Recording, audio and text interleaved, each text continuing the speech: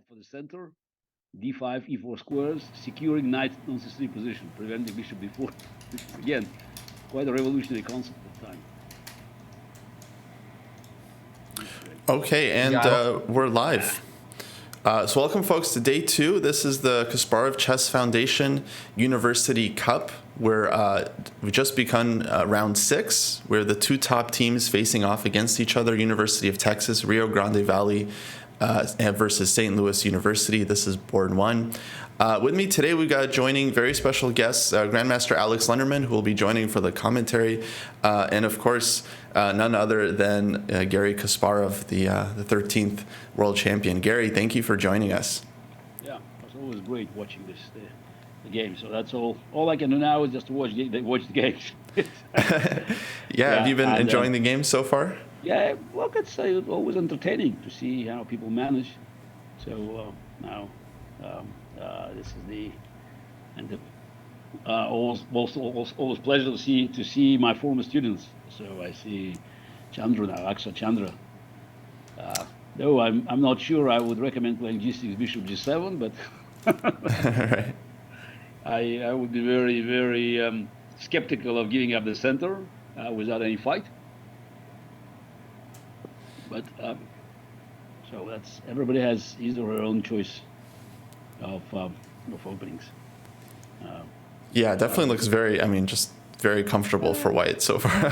Right? Look, it's a space. It's a very traditional approach. So you have a space, and but okay, black had a solid position, but I wouldn't be happy with black. I can tell you that's for sure. Yeah, it seems like he's a couple moves away, and then he might get like a King's Indian, but his bishop's on like b7, and yeah, but bishop on b7 does nothing. So exactly. And again, even King's Indian, even classical King's Indian is not the most entertaining opening for black these days. Again, sounds odd, somebody who spent his life playing King's Indian. But King's Indian was bishop on b7. Yeah. I was always very skeptical, so it's, you have to fight for the center. So this is, even in King's Indian, at least you have some, just you create some kind of conflict. You play e5 or c5, and now playing e5 or c5 makes your bishop on b7 looking very stupid. Yeah. So exactly. While they are thinking, c5, d5. D5 probably. Yeah, I think it's d5. Yes. Now I think he'll play e5 now. I think so. No, is he? He's thinking about taking on d5. Yeah, or maybe in a lot of times they just go rook e8 just to wait e8, for a moment. You can just wait. Yes. Okay. But rook e8, I'll probably play h3 maybe. Just wait. Mm-hmm. But then he just goes e5. Yeah. So again, black has a solid position, but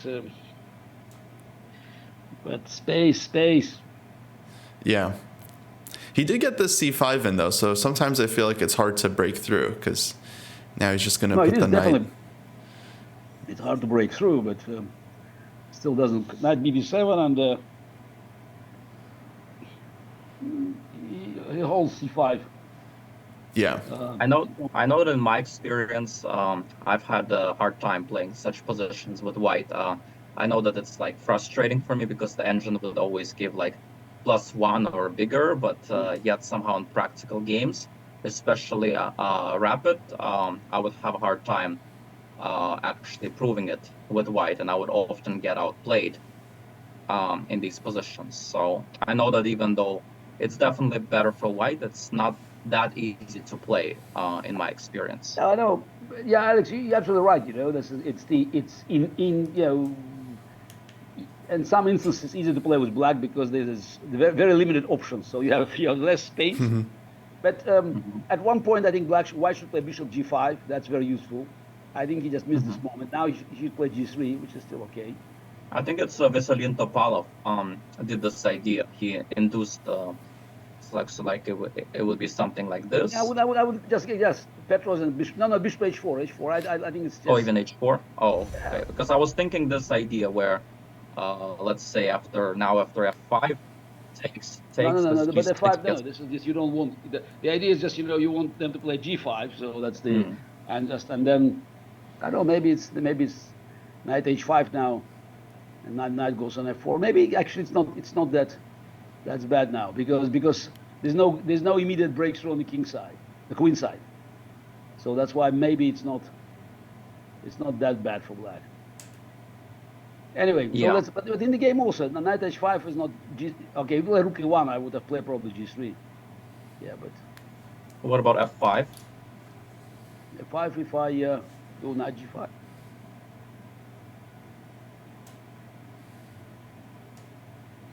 Yeah, knight g5 always super annoying. Yeah, knight f6, knight e6. Right? No, maybe you can wait. I'm not sure. Should you go immediately there, or you can?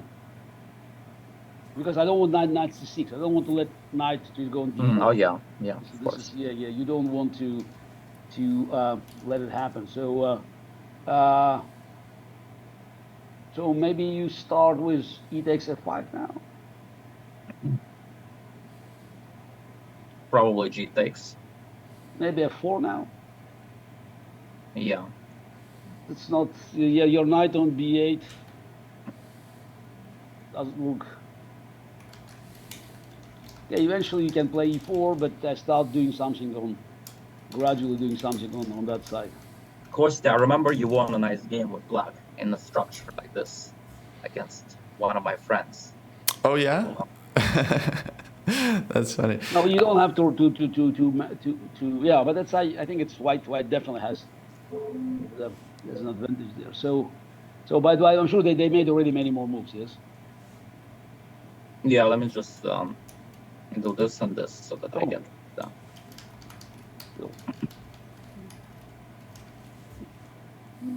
So yeah, knight f4. Yeah, you're right. So it's black that doesn't have to think too much. So now we should go bishop f1, bishop g4, knight d2. But knight on f4.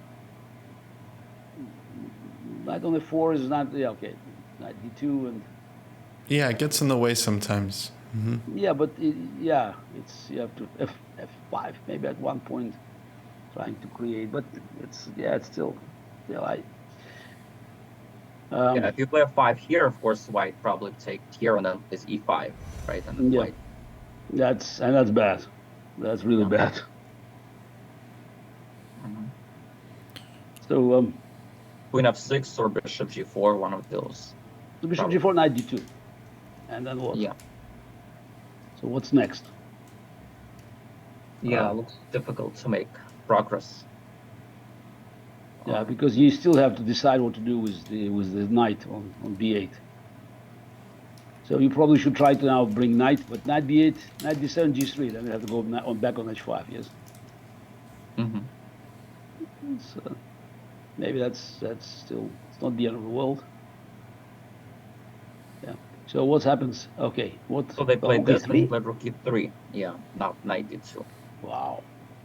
Wow. That's unusual. Interesting. Yeah, maybe once like some 91, but yeah, let's check out. Maybe we can see the other boards in this match. Oh, there's already a game where black won. Number Which 5. one? Yeah, Tianchi Wang already. Already finished. The game is finished. Yeah. Apparently. Oh, it looks like board 1 of the second match between Gunadarma A3. and damn, A3 just kids it. TRGV. Yes. He's a Benoni player though, Tianchi Wang. So yeah, he's Benoni player, but again, there are limits. Well, actually, it doesn't look like black also played the most accurately, but I don't know. Yeah, but this is they go the center, yeah. So, but interesting, yes. But he could have started with rook c1 immediately. This is again, that's typical. You can start with rook c1, yeah, just making them to decide what they do with the bishop. Mm-hmm. Yeah, because CB becomes a threat. Because now you have to. It's a slight discomfort. And, yeah.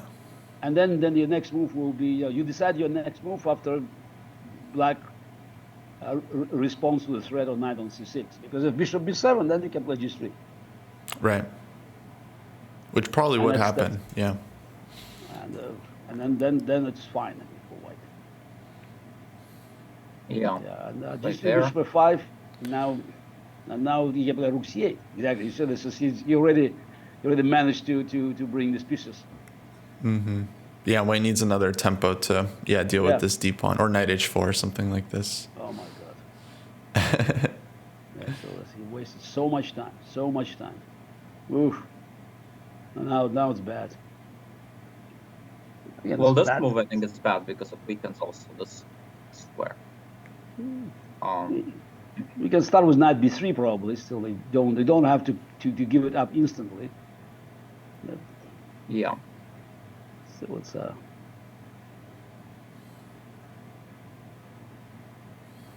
unpleasant. Yeah, I'm wondering is queen b3 playable? Trying to go knight g5, knight e4. Yeah. It doesn't look so bad. Okay, it's But definitely CB5. You don't play CB5 unless you have immediate benefits.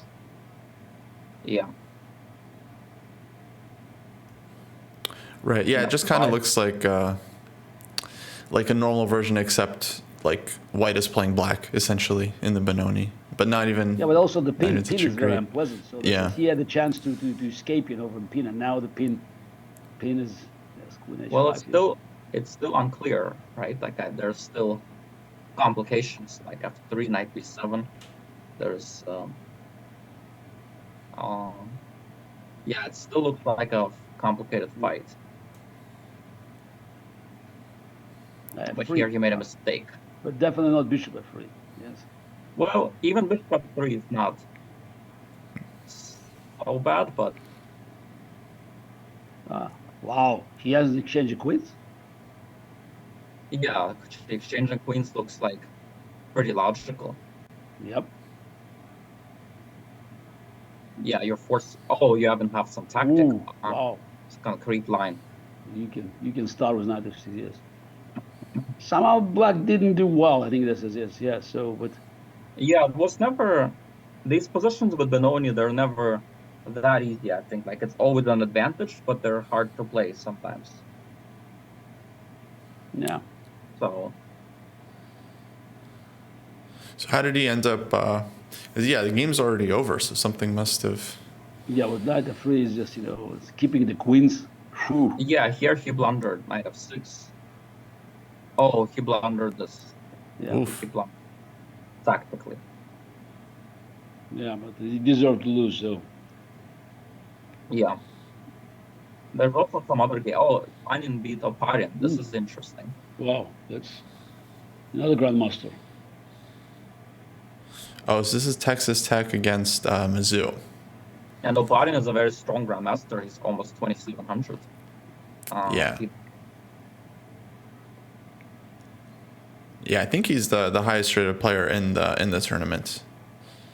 Mm-hmm. Yeah, he's also Caruana's second. Finally. Right.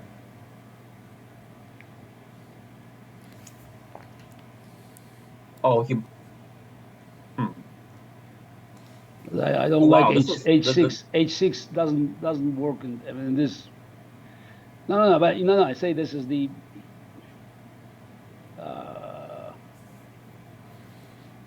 I think you have to play h6 earlier. I think so. Yes. If you want to play h6. Mm-hmm. I'm not sure. Maybe here, but it's the because I think this is the. Yeah. Because in the game, the game is over. Already I can see. Yeah. No, actually, it was quite shocking. Because this is a trap I knew from my childhood. Just 95 and 7. Oh, wow. So I'm very surprised by that. Two strong players did not notice. Wow. Very surprising. Dang, rapid chess. Wow. Huh. Yeah, they don't study classics these days, huh, Alex? Yeah. Oh man, that's unfortunate. Yeah, I mean, I remember I won a game against a 2300 like that, and I was surprised he let me do that. But Here I see much stronger players missing that. And now black is fine, but I guess there was some blunder later on.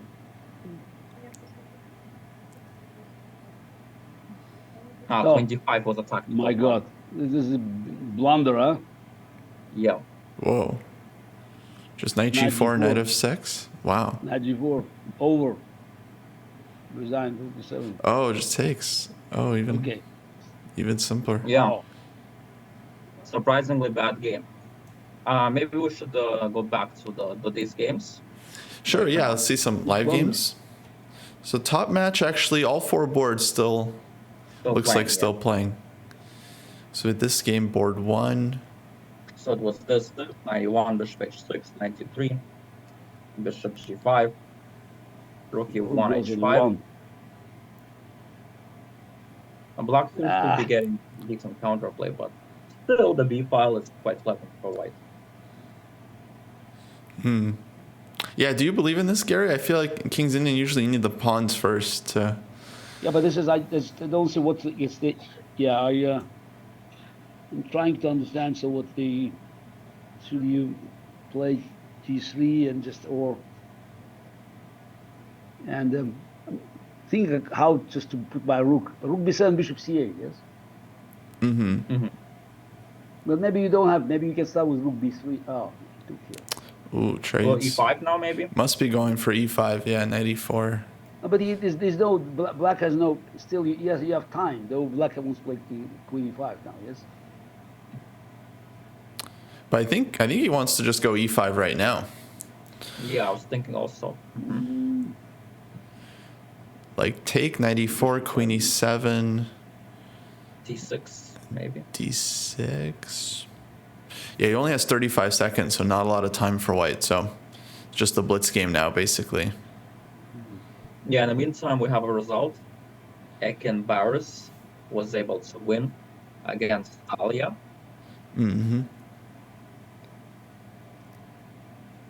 Yeah, this is a theoretical line, which is considered to be maybe slightly better for white. D4 is not the right move, yes? D4.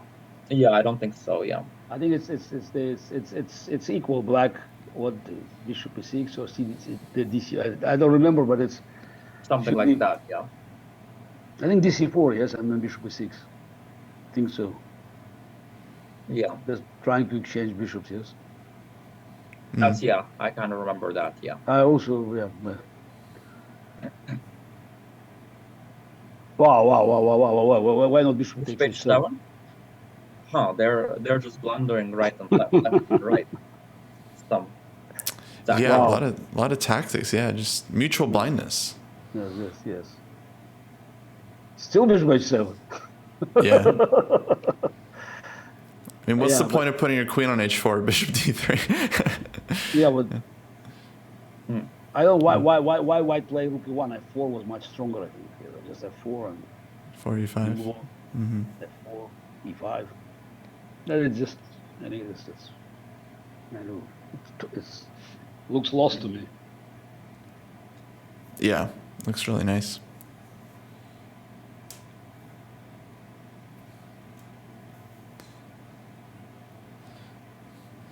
Okay, pawn gets there.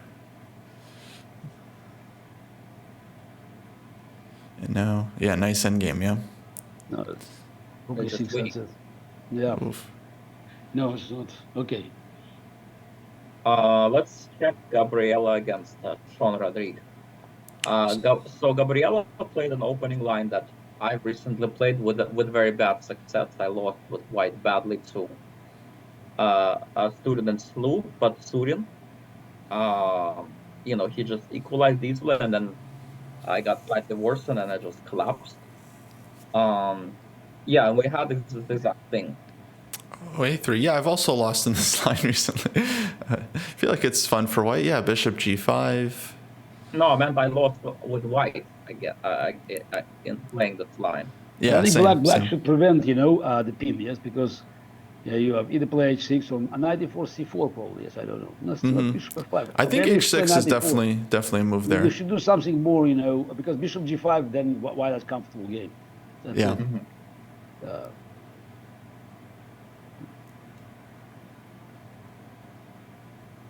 Although I think my opponent somehow was able to get like quick 95 c5 rook c8. Mm-hmm. So I don't remember if he allowed me to play bishop g5 or not, but he played like I think in a very good way, but suiting. and knight goes on e5 there. I'm still not happy with the pin. Yeah, maybe this is a bit unpleasant.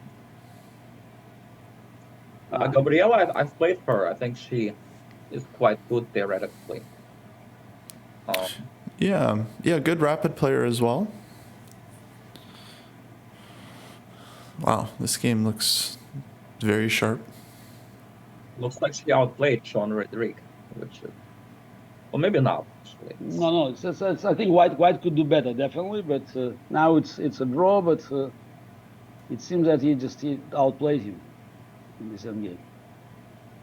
Oh, h4! Wow, H4, risky, huh? this is not risky. I mean, you don't play.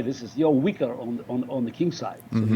you don't want to be active on your weak side. Mm-hmm. Yeah. And of course, it's a dream to get to h3 pawn, but more likely white will get to the g7 pawn. Mm-hmm.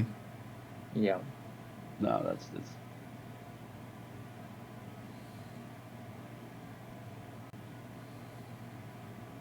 Yeah. Oh, g5, e5. As I predicted. Mm-hmm. Yeah.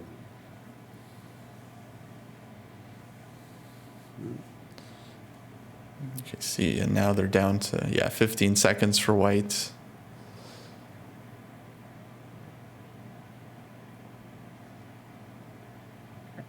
Yeah. That's over. Yeah, no.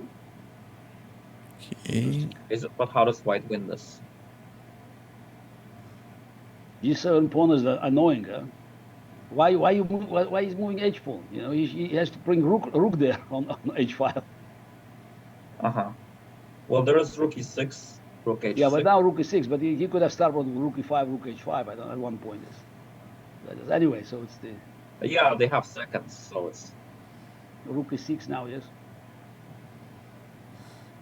Oh Oh wow. boy. King f6, still winning, yes. Yeah, it's just nerves at this point. Rook g6. he wants to play rook h7.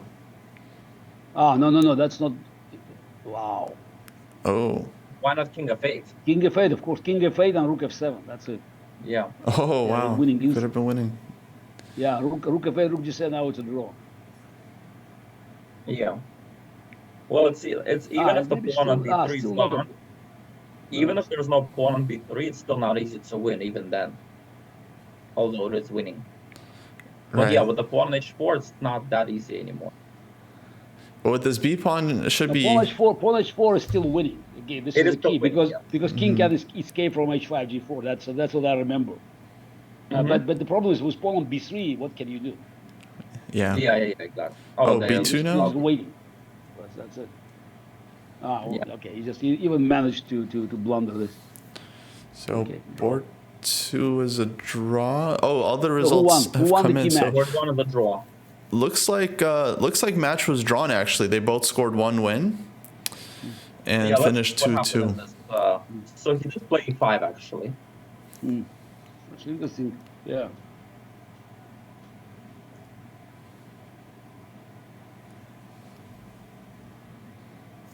So this key Yeah, game was considering drawn. very low Mhm. time, a very accurate play. Considering they were both very low on time.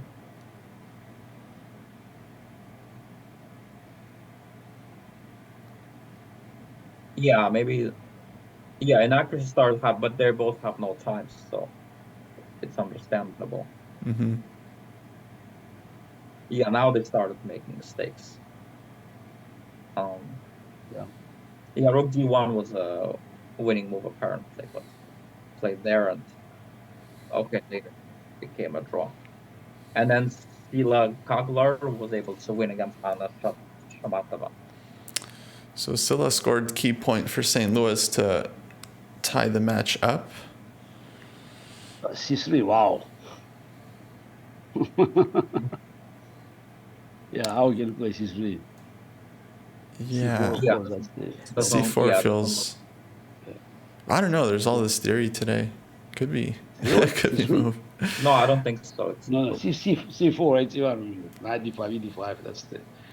This is the game. I think she confused Sveshnikov and Kalashnikov like two lines. Right.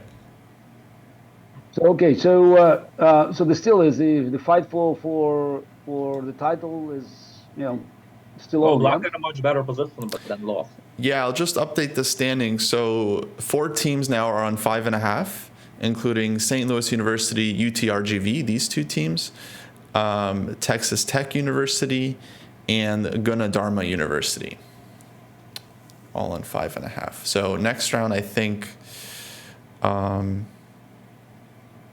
don't have pairings yet, but we should have pairings for the next round pretty soon.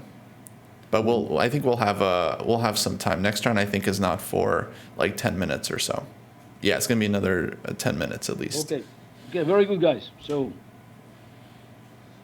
yeah, entertaining. Yeah, some good games, a bunch of matches. Yeah, it's a lot of fun. So is that Black lost this game? The one with Yeah. Like here, Black was probably better, right? Wow. No, it's just a totally dominant position. Why to play B4C? Yes, that's. Yeah, the attack's not going anywhere now. White's consolidating a little bit. Yeah, still a good position for Black, but slowly. And then there's surely. this terrible.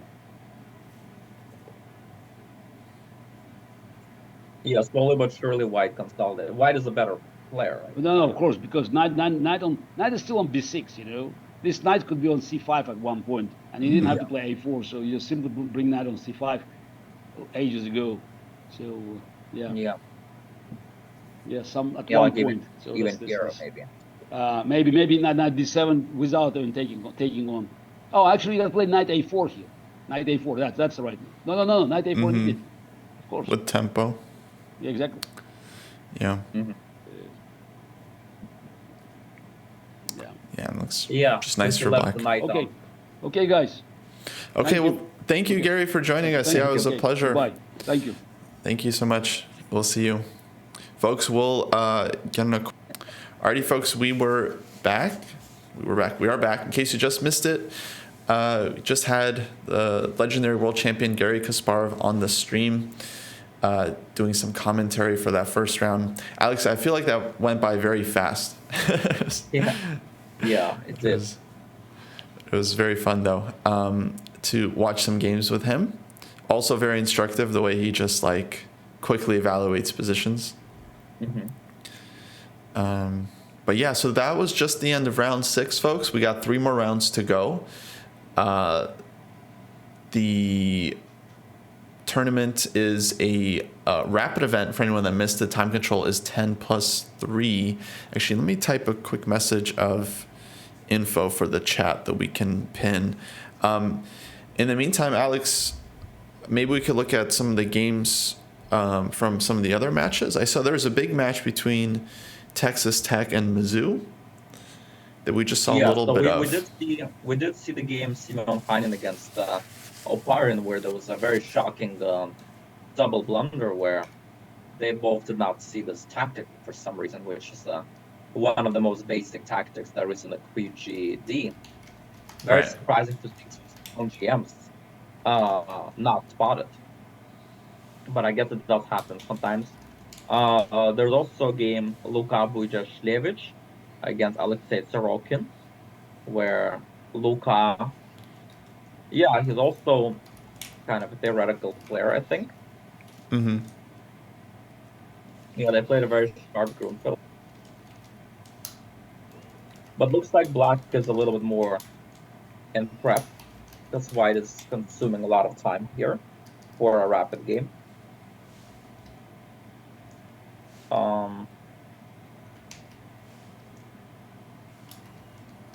Yeah, this is all some kind of a theory. And now my V1 apparently is not really the best, although it looks logical trying to go 93, but Yeah, these kind of dynamic positions are very hard to understand, honestly speaking, at least for me. So he played knight d1, and then, oh, that allows knight g6, then this is hanging, this is pinned. That's why the computer wanted queen e3. Yeah, so it's always like comes down to very concrete stuff. Yeah, it looks like a just super complicated position. Yeah, white missed the concrete thing, and then it kind of just became bad. Yeah, it's a very impressive game by Sorokin. Very good game. Oh, so after bishop e5 check, so that's already over there, yeah? Bishop e5, yeah. It's a fourth mate, yeah. Fourth mate. Wow. Two bishops. Mm-hmm. Yeah, then there's this game Matishon. So it looks like Mizzou got kind of destroyed, which is quite somewhat of an upset because Mizzou is a very strong team. But yeah, they lost on the top two boards. That was the problem for them, especially with Aparin losing, who's like a strong GM. And okay, this one was kind of expected because GM played against FM. Yeah, your Matvishn is definitely a rating favorite. But yeah, top two boards, of course, could have been closer, especially board one. I'm sure they weren't expecting Oparin to lose. Yeah, I mean, of course, Kanin is a good. Oh yeah, Rook takes d5 was a very nice move, which. That is nice. The Queen b8 is apparently a mistake because if he plays this, then the Queen protects this guy. Mm-hmm. But this allows this tactic. And White was very alert, very good dynamic play, sacrificing the exchange to open up both of these bishops and the king. Yeah, this is more than just a tactic. Yeah, this is a full sacrifice. Yeah, very impressive, actually. Very good understanding of the game. Knight takes g7 and very good dynamic feel. This is the kind of thing that might be, let's say, hard to do for, let's say, an amateur player. So for sure. Bottom Rook takes d5. Okay, and then you have Irina against Francesco with white one, but it was too little, too late. Still lost 3-1. So this was yeah, White got this was Mizzou's only point basically in the match.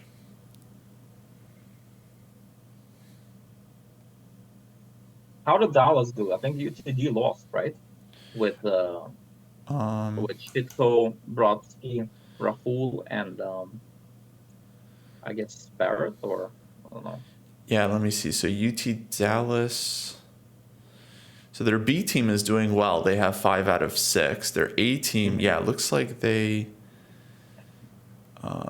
lost. It's hard to see there. Oh, here we go. Yeah, I mean, I think they lost, because Shitko won, but then Brodsky lost with white, and then Rahul, Petty lost with black. So two kind of like non-GMs. That was really... was kind of upset, I guess. Mm-hmm. They lost to one of the schools from Ukraine. So there's multiple schools. There's 2 schools from Lvov that are both doing well. And the third school, I think, from Kiev. That's always good to see, by the way. Yeah. Absolutely. So, yeah, going into round 7, I'll just update everyone. There's 4 teams with 5.5. 2 Texas teams, Texas Tech University, University of Texas Rio Grande Valley, their A team, St. Louis University A team, and this team from India that's very strong, Gunadarma University. That's from India, I see. Mm-hmm. So, so they're led by this Grandmaster Pruess Moro, who we saw, he won that game last round. It looks like they won 4-0 also, so it's a very strong team. They... Oh, wow. Nice. Yeah, who did he beat last round? We were just watching that game. Maybe it was the UTR GVB, maybe? Yeah, let me pull it up. Oh yeah, it was against Tianji Wang. Right. Yeah, that's probably UTRGV or B, right? Actually, that's their C team. That has Oh, done it's C, surprisingly well. Yeah, yesterday their C team, I think, drew or beat the Dallas A team, and then the thing is, though, it's beat like another under team. 2400 average. So basically, C Right. team might do very well because they might have a stronger board 4 because like they might not be as top heavy in the top boards, but they might be better on the lower boards. So I think that's the point. Yeah. Whereas Yeah, if you exactly. have like stacked up GMs on the first 3, then you're gonna have to have a much weaker player on board 4. Yeah, so it's a lot closer, it seems, with this this format. Yeah, with this format, every team has a chance, of course. Mm-hmm. Yeah, it's like Pro Chess League, closer. but Pro Chess League, which unfortunately got canceled this year, Yeah. it would have like a 25-50 FIDE cap. But there you have like these other factors like females counting as 2350, even if they're higher, 2800 counting as like 2700. So stuff like that. So if you have like a Magnus Carlsen, it's a huge advantage, let's say. Oh yeah, absolutely. Alex, looks like the next round's actually starting. So if you go to the Lead Chess, if you go to that round 7, you should go to games. We should be able to see them. Oh, I think it's going to take a minute because we're on a slight delay. But yeah, we should have games soon. Yeah, at any moment probably. Yeah. So pairings for round 7, we have Gunadarma University against UTRGV A team, and we have St. Louis University against Texas Tech. So that's a big match there. Mm-hmm. So Texas Tech, they're going with the strategy where they've got 3 grandmasters and then low-rated board 4, 1747, who hasn't done that bad, I think, so far. So definitely, if you're board 4 scoring points and you got 3 GMs, then your under 2400 team is pretty strong. Mm-hmm. Whereas SLU is more balanced. They have Akshat Chandra on board 1, and then 3 players all above 2200, Antova, Talia, and Silla Kaglar. Mm-hmm. So they're much more balanced. But that means... Yeah, actually their top 3 boards, Chandra, Antova, and Talia, are all going to have to at least hold against high-rated opponents. And then Silla has to win for sure. Yeah. Mm-hmm. Mm-hmm. And then the other match between Gunadarma and UTRGV, the matchup's actually much closer. You got GM versus GM on board 1, then IM versus IM on board 2. Although Sean Rodrigue for UTRGV, I mean, he's basically... Actually, I'm surprised. I thought he made GM already. I think it just hasn't been confirmed. He did make GM. Yeah. It did. Just like he hasn't been confirmed yet. So he's definitely a favorite on board 2. And then you have Ekin Ozener, who's 2400 against 2300 Ramadan from the Indian University. And then board 4 is pretty equal matchup. Anna Shamatova, 2157 against Putu Kuzuma, who's 2195. Mm-hmm. Yeah, let's see if the game is still apparently no games. Yeah, I think we'll get them soon. I think we're basically on a 2-minute delay, but they should show up very, very soon. 3-minute delay. 3-minute delay. So 3 minutes. So yeah, just the anti-cheating measures. 1 minute away. Yeah, exactly. Apologies, correction. Gunadarma's from Indonesia. Excuse me. Indonesian university. I was saying India earlier. Oh, it was Indonesia, not Indonesia. India. Yeah. Big difference. Thank you. Thank you, Julio, in the chat. By the way, folks, if you have questions specifically for Alex, feel free to send them in and I will relay to them. Alex actually has some history with Garry. I don't think we mentioned it, but you attended his Kasparov Chess Foundation camps many years ago.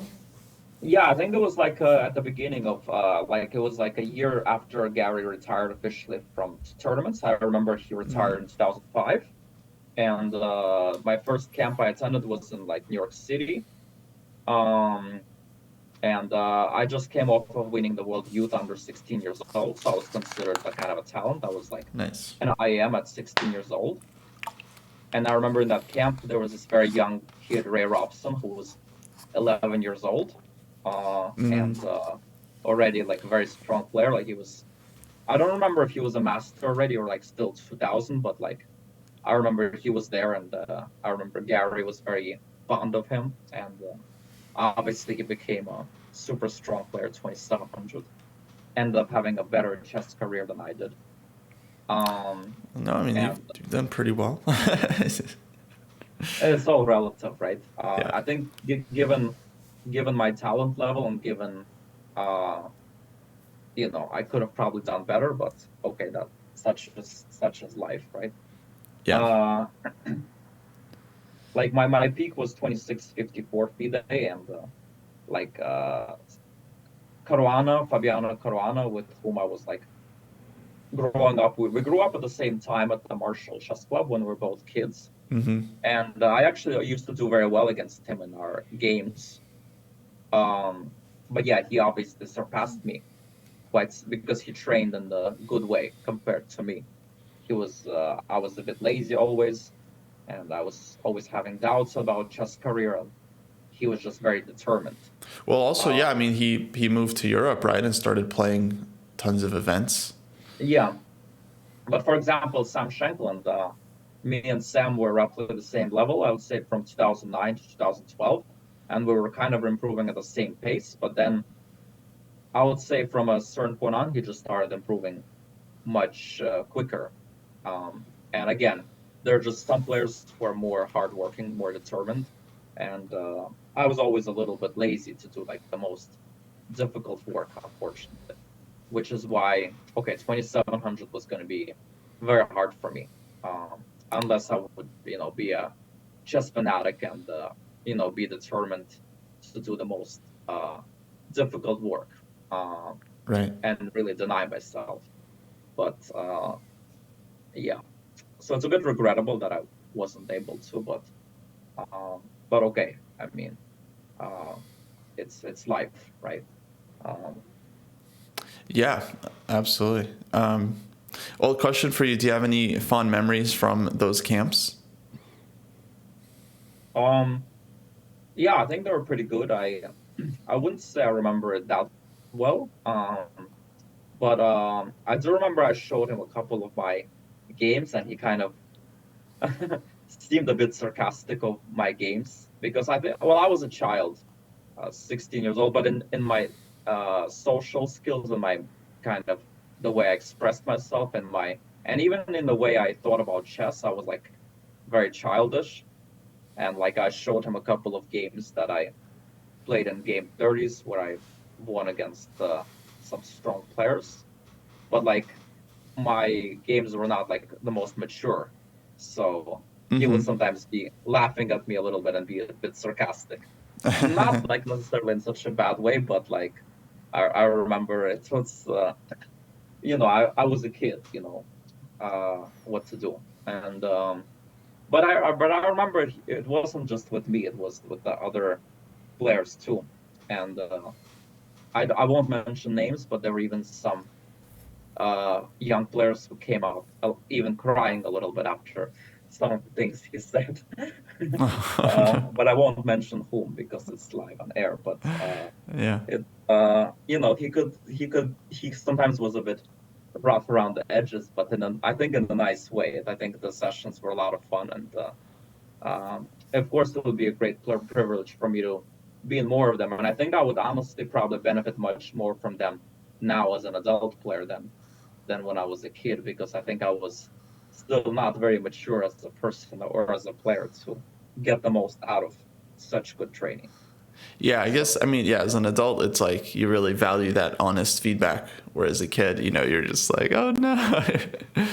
You're just. No, I was not, I never really got upset over it, but I feel like I also probably did not like prepare the most instructive games for him or anything like that. I probably could have.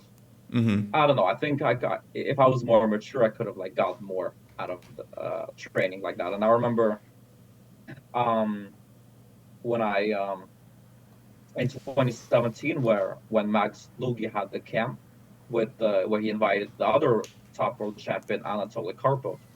Um, and he gave me a chance to basically be at that camp, because I was gonna do a lecture or something in return or something like that, and Mm-hmm. he just gave me a chance to just visit the camp, and it was an honor for me. And this time I took it more seriously. I prepared games which I thought I can get the most out of Anatoly Karpov, like games where I got strategically outplayed. I wanted him to give me some feedback on specifically those games, so that where he would, and he gave some very good feedback. And I think, as an adult, I was already able to get more out of such kind of training than when I was a kid. So kind of Right. now I know what kind of questions I need to ask from a legendary player to, get the most out of, let's say, a game review, if that makes sense, than when I Yeah. was 16.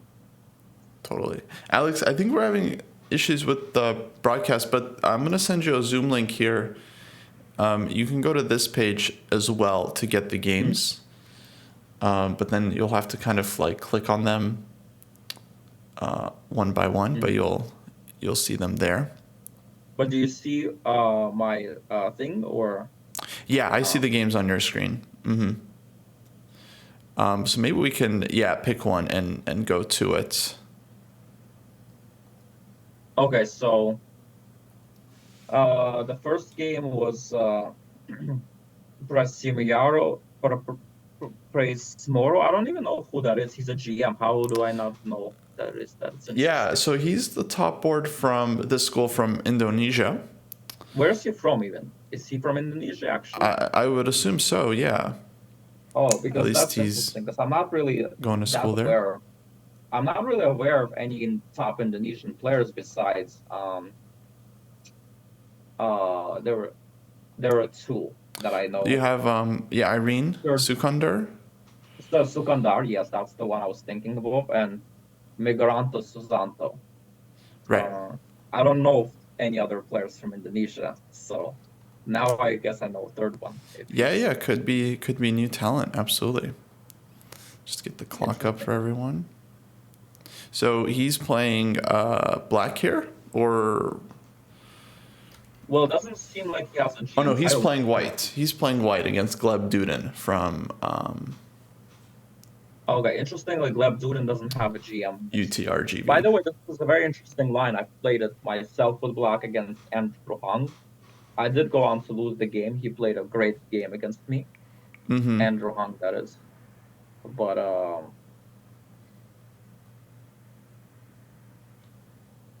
I think Andrew played Bishop B5 and some kind of Queen F3. But forgetting a little bit now what he did. Mm-hmm. Oh no! I think what he did. Sorry, he played. I can't move pieces here, but I think he did this knight e2, knight f4, some plan like that, and then put the queen on f3. This is more of a main line thing. Mm-hmm.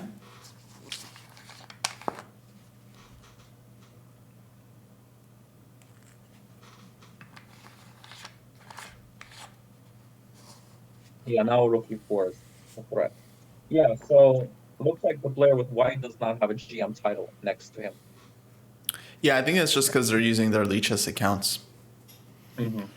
Yeah, knight d3. Okay. Whoa, nice move. Takes queen d6, but kind of gives up a pawn, right? d4. Well, he was going to lose it anyway on e4, right? There's no way to defend it, I think. I see. Gotcha. Unless Good you point. can play queen h, unless you can go queen h4, but bishop h6. Mm-hmm. But actually, no, it's done knight e4, then f4. I don't think that really works. So. Mm-hmm. Yeah, so he did this, and So it gives it up, but at least opens the c file, so maybe get some.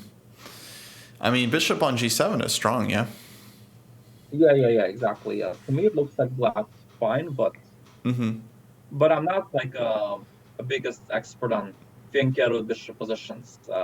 My friend tells me that I should basically avoid playing fianchetto bishop because I almost always lose whenever he sees me play with Fianchetto GS7 bishop. I just don't play those positions very well, which is probably something very sad for players like you and Garry to hear. But I just that's probably one of the reasons why I wasn't able to become a top player. It's because I lack some good dynamic sense.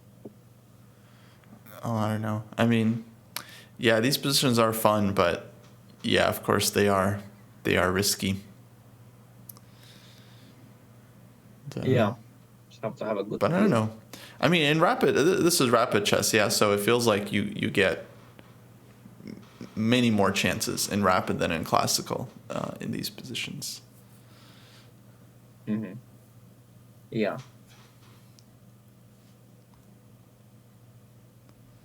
Looks like just 2 minutes here for Duden, and knight comes to d5. Definitely a strong knight, but black can kind of play around it. Yeah, just king h8, bishop e6. I would definitely take white here because white have attacking chances h4, h5. He goes to e3. White's up on the clock. I would definitely take white here. Yeah, f3, g4. I just don't see I just don't see how you can really target the b2 pawn, which is kind of the only weakness white has. But right. I don't really see how exactly you take advantage of it. Yeah. And I don't know, g4, h5 is very strong. So. Yeah, g4 is coming and just shredding open black's king side. Yeah, black needs something fast here to create some counterplay. G4's next move. Oof. Maybe like... Maybe you have to take on d5 and play queen f6, and then like rook d6, rook b6. Right. Something along those lines. Yeah, it's a good plan. He only has 1 minute, so that's going to be a problem. It's hard to play like dynamic and fast with only 1 minute. With 1 minute, A5, you can A4. just Okay, that's interesting. make simple plans. Yeah, like this. Okay, this is a plan you can play with no time. Just A5, A4. Challenging the knight. Yeah. Oh, very good plan. Yeah, I didn't see it. That's why I don't play these positions very well. Yeah, there you go. Figured it out. Yeah, now white has to... this is not easy to deal with, yeah? Bishop d1, black takes twice on d5. So are you saying queen e2? No, I was gonna suggest that first queen g5, but then I realized you take on d5 and then bishop cannot take back.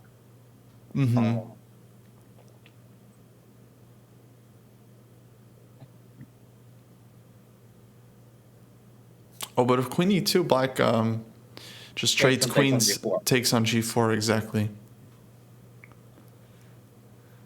Queen c2. What about queen c2? Queen c2.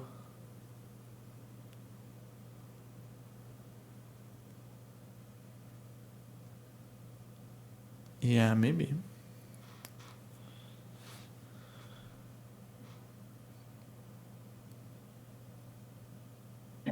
Queen c2 looks like a good move to me.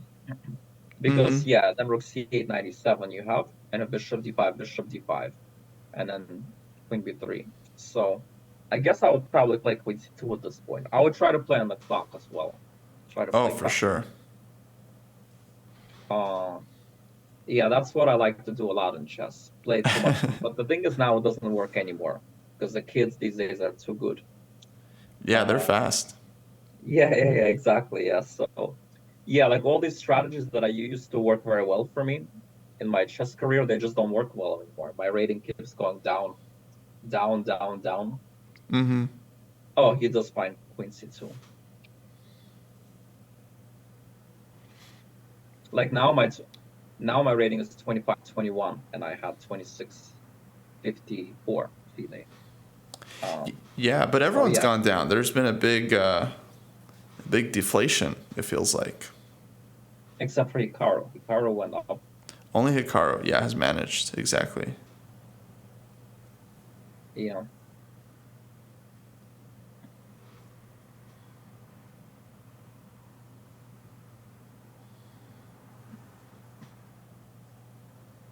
Yeah, I think people who calculate very well, they're able to play in this kind of new generation, because I think the young kids, they're not maybe always very good at calculation. They're very good at like simple tactics, so it's hard to just get them to blunder and kind of out hustle them. But you could out calculate them. But the problem is, if you're weak at calculation yourself, you can't really take advantage of that. That's kind of where I feel like I'm stuck. I'm not able to find super deep ideas, and then if you don't find deep ideas, it's just very hard to win. Yeah, I think it's kind of unfair. Yeah. and they're not as afraid. So hard to win again. Yeah, exactly. Better openings. They're not as afraid. They defend better. Yeah, it's gotten so much harder to win a game. Wait, what's happened here? We had GH5, Rook C8, Queen H8, Queen C5. Black is just going to ignore this this G pawn. Yeah, but now it looks like good for white. So Queen C2, I found a good move, I guess. Yeah, because black, still hasn't got an A4 in. Queen C5. Yeah, he doesn't really have a threat, and he's already up 2 pawns, so it should be somehow good for white. Yeah, HG and then H5, right? Rook C1 also can throw in just to get some material off. Queen D4, Rook D1.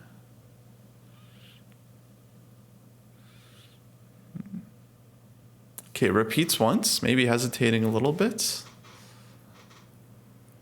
Maybe seeing how his teammates are doing. But it's pretty hard to do in a format like that, to see how others are doing. I don't even know if they're allowed to watch. Yeah, it's not clear. I'm looking at the other boards, and I mean, they're all like just super complicated. No, I mean, white obviously has to play for a win. Yeah. Yeah, he's going to take and go maybe a 4 or 5. I mean, honestly, it looks like completely winning for white. Looks completely winning. Mm-hmm. He's up a pawns, and he has more of an attack, and he has more time. So yeah, more time. Yeah, black didn't even take back on G6. Yeah, it has to be. Yeah, but still has to be F4, good. yeah. F5. For F5 now coming. F5, yeah. F5, just rip it open. GF, Queen H5, check, Rook G1. King G8, Rook G1, yeah, must be made somehow. Is he afraid of A4 after F5? I'm not sure. But I don't even think that does anything. Yeah.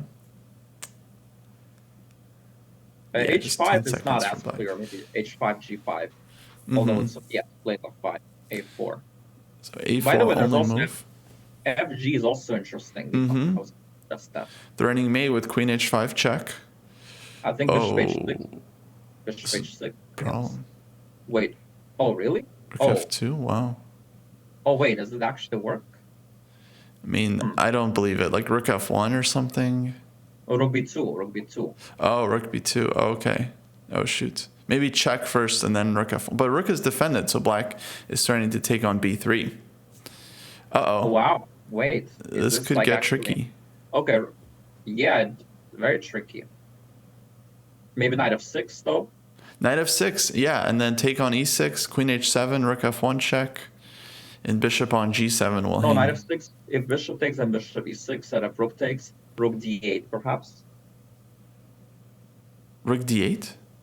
Yes. Wait, why? Because... Rook D8, Queen's hanging. Yeah. Mm-hmm. Rook D8. Rook D8. Oh, nice find. Oh, and it's on the board. Oh, beautiful. By the way, I think now that I think of, there's also Bishop takes E6, Queen H7, Rook F1. That's what I was thinking. Yeah, just simple. That was even better, maybe. Yeah, but this is still. No, but this is gorgeous. And now White's totally winning. Although, okay, still you have to be careful not to blunder B2, but just Queen B5. Yeah, you can just defend. Probably, yeah. Okay, so Pruess Moro's winning this one. I guess we should just stay up this game because... yeah, kind of want to see the end here.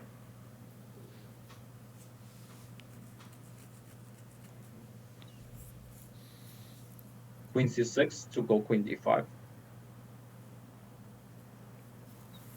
Queen D6 also.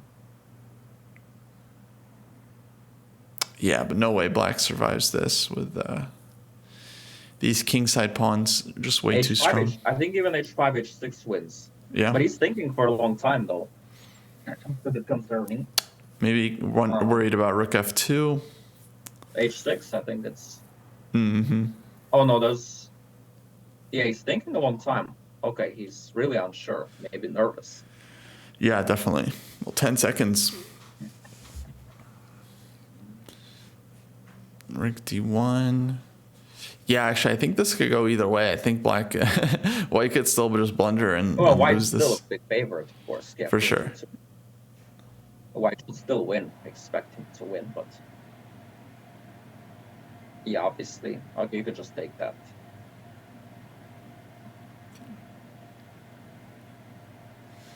Oh, man. Yeah, I don't know. I was just worried about the clock. Oh, man, 6 seconds. H5. Oh, but he's got this. H5, H6. Yeah, now he's in control. Now it looks very simple. Oh, takes on e7, rook d8. Takes on e7, rook d8. Nice. Yeah. Nice. Rook d8 again. Okay, now it's resignable. Rook f7. Rook f7. Yeah, easy.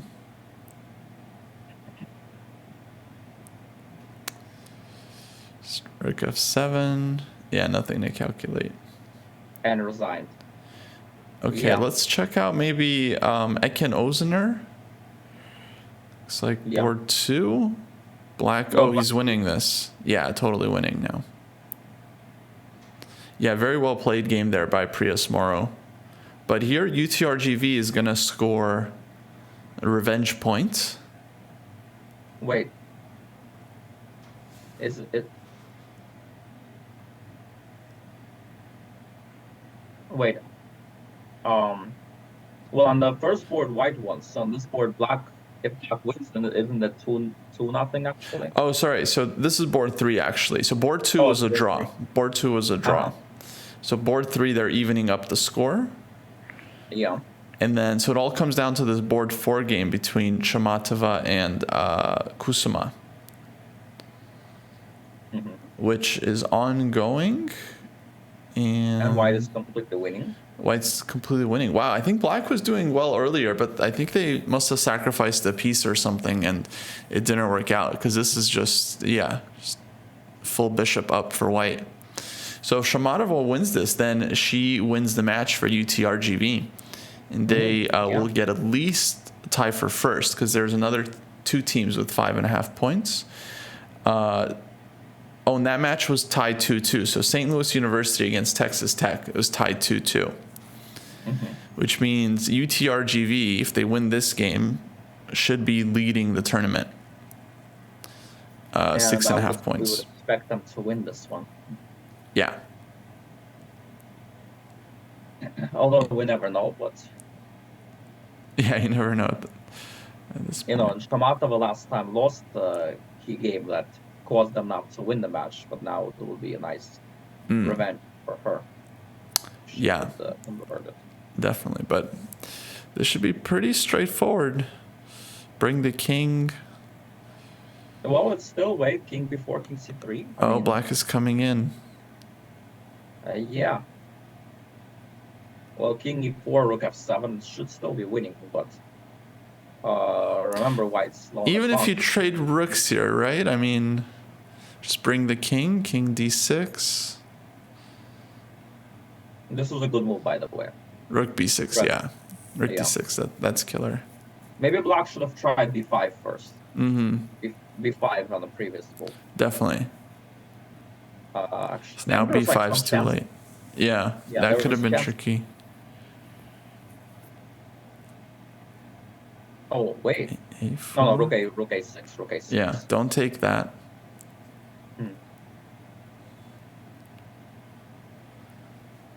And now, bishop just holds everything. It's just totally over. Yeah. Pawn takes. I know, no way. White's king goes to b5.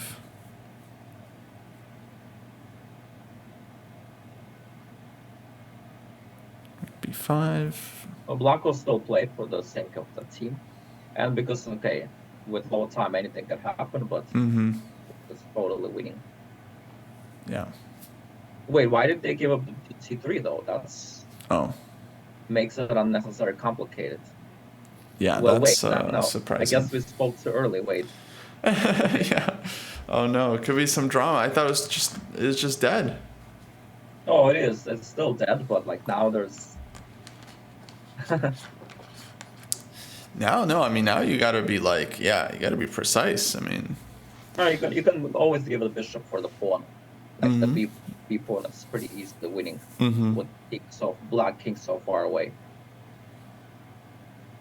But okay, we'll see.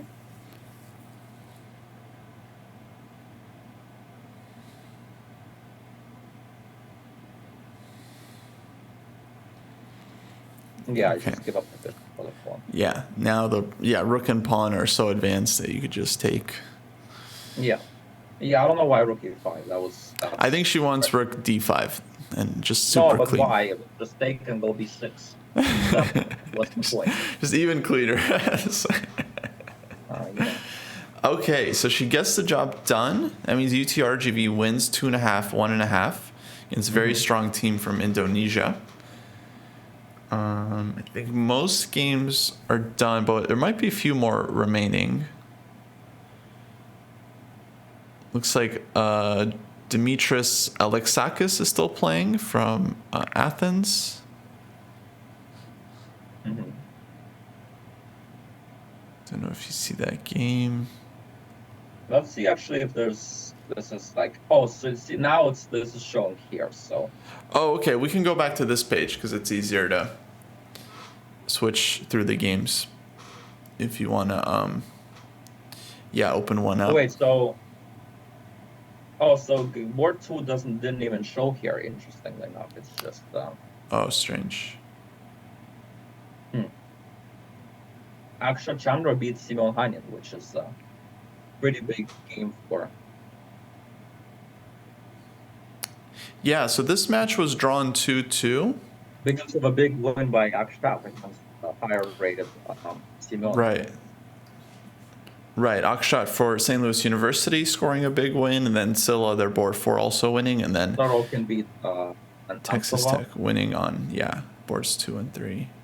Italia. Matisse from Italia.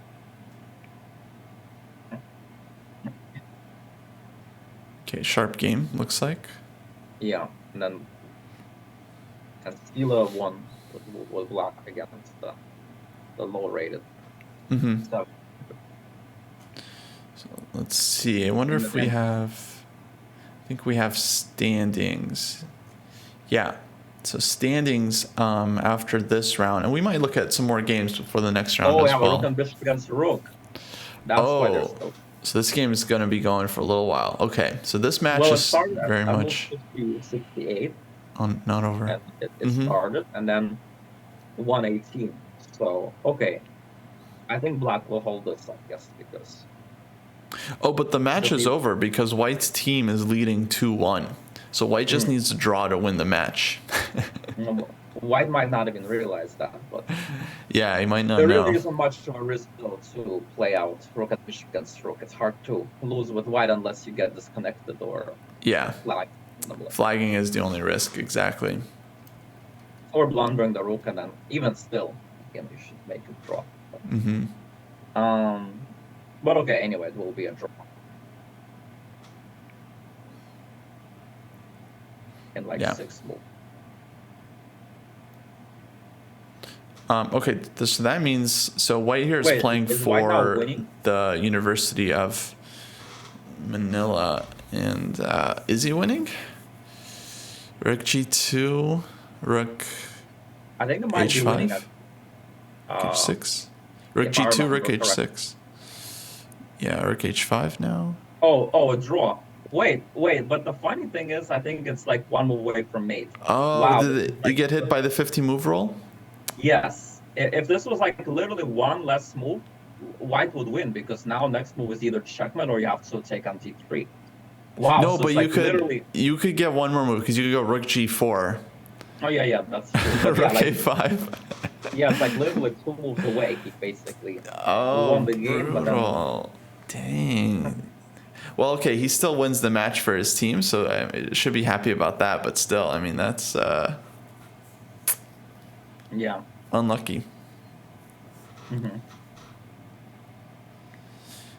Okay, and then, yeah, actually, let me go through the standings for everyone. So, UTRGV, they're leading with 6.5 out of 7. And we have 3 teams with 6 points. You have UT Dallas B team, St. Louis University A team, Texas Tech University A team. So it's all the Texas schools plus St. Louis, and then a bunch of teams on 5.5, including Gunadarma, Armenian State Institute, Lvov State University, and Manuel Fajardo University of Sciences, which is, I'm not sure where that school is from.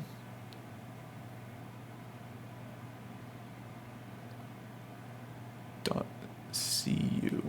Let me look that up really quickly. I'm just curious.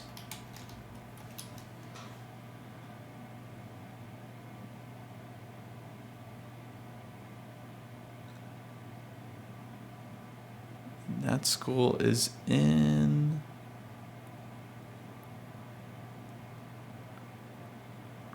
Cuba. It's a Cuban school doing well. Mm-hmm. And let me see if we have pairings for the next round. I think they're going to be out soon. But yeah, we'll have UTRGV likely playing against one of the schools with 6, either UT Dallas B team. They've already played St. Louis University. They drew them. They might play, yeah, it looks like they'll play their UT Dallas B team or Texas Tech University. So that'll be a big match up top. And yeah, we should have games for that soon. I think the games will be starting in just about 10 minutes. Yeah. That's what it says, 9 minutes. Okay, great. Alex, why don't we take a quick break then? And we'll come back before the start of the next round. So a few minutes from now. See everyone soon. Final 2 rounds left. We got rounds 8 and 9 coming up for the University Cup 2024. Cool. See you all soon. Alrighty, folks. We have round 8 here just started. Number of critical matchups. Board 1 here is UTRGV against Texas Tech University. Watching their board 1 match right here. Grandmaster Conan playing for Texas Tech against Gleb Dudin, UTRGV. Mm-hmm. And, okay, so this match, Alex, let's see. So Texas Tech, definitely, they're half a point behind in the team standings. And officially, they're the lower rated team in terms of the average. But they're favorites on the top 3 boards in terms of the rating. It's just on their board 4, they have a much lower rated player. Yeah. Yeah, exactly. So they're going to try to score 2.5 out of 3 on the top 3, so they can then. But I mean, the difference is not that major, right? Like, Onion Dudin, okay, it's close. Sean Rodrigue against Sorokin, it's also very close.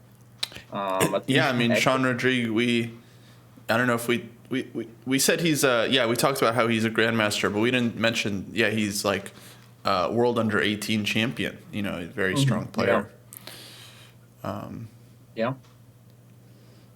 So it's going to be tough for Texas Tech to get this 2.5 points, I think. Board 3 also for UTRGV is international master from Turkey, Ekin Ozener. I actually played him a couple months ago. I mean, he's a very solid player, and I think he's pretty good online as well. Mm-hmm. Yeah. On chess.com you played him, right? No, I played him OTB, classical. Oh, OTB. Mm-hmm. Yeah. But I think I saw his online ratings are pretty serious.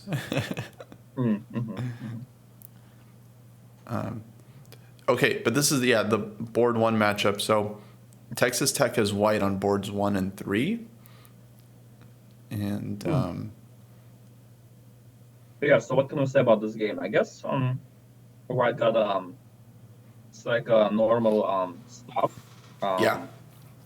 With bishop f5. There's also this move knight e5, which is like could be a bit sharper, but okay, this is quite standard. Yeah. I remember I studied these positions for both colors, and I tend to think that black is doing okay. So queen e7, a5, b5. Yeah, it's all pretty normal, right? I think black got a totally fine position. Queen c2 is a funny move. If I understand correctly, it prevents e5 from black. Oh, yeah. But I don't know if it has another idea behind it. Yeah, because the thing is you can't play 4 because knight b6. And then, like, a lot of stuff is getting hit here. Yeah. For example, rook d1.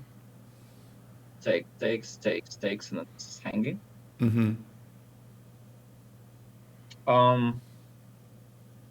So I think rook d1 might be the main move, actually. Try to play 4. Just I don't think e5 is an idea anyway. Okay, so he plays goes here. Goes there. Goes for this plan. Okay, I mean, we'll see. Looks equal. What about Sean Rodrigo Lemieux? Okay, this looks sharper.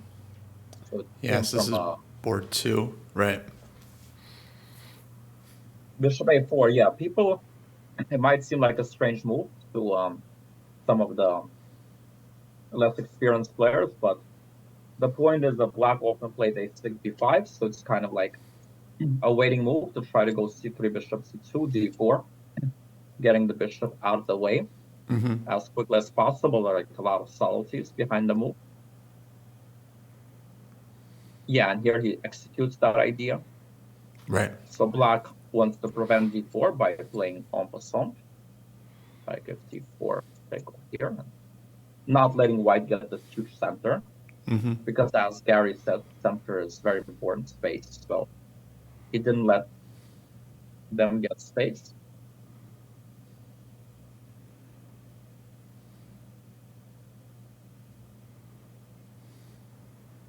Yeah. I would say black's doing everything perfectly. Getting his queenside play, putting pieces on good squares. Oh, yes, b4 is annoying. Yeah.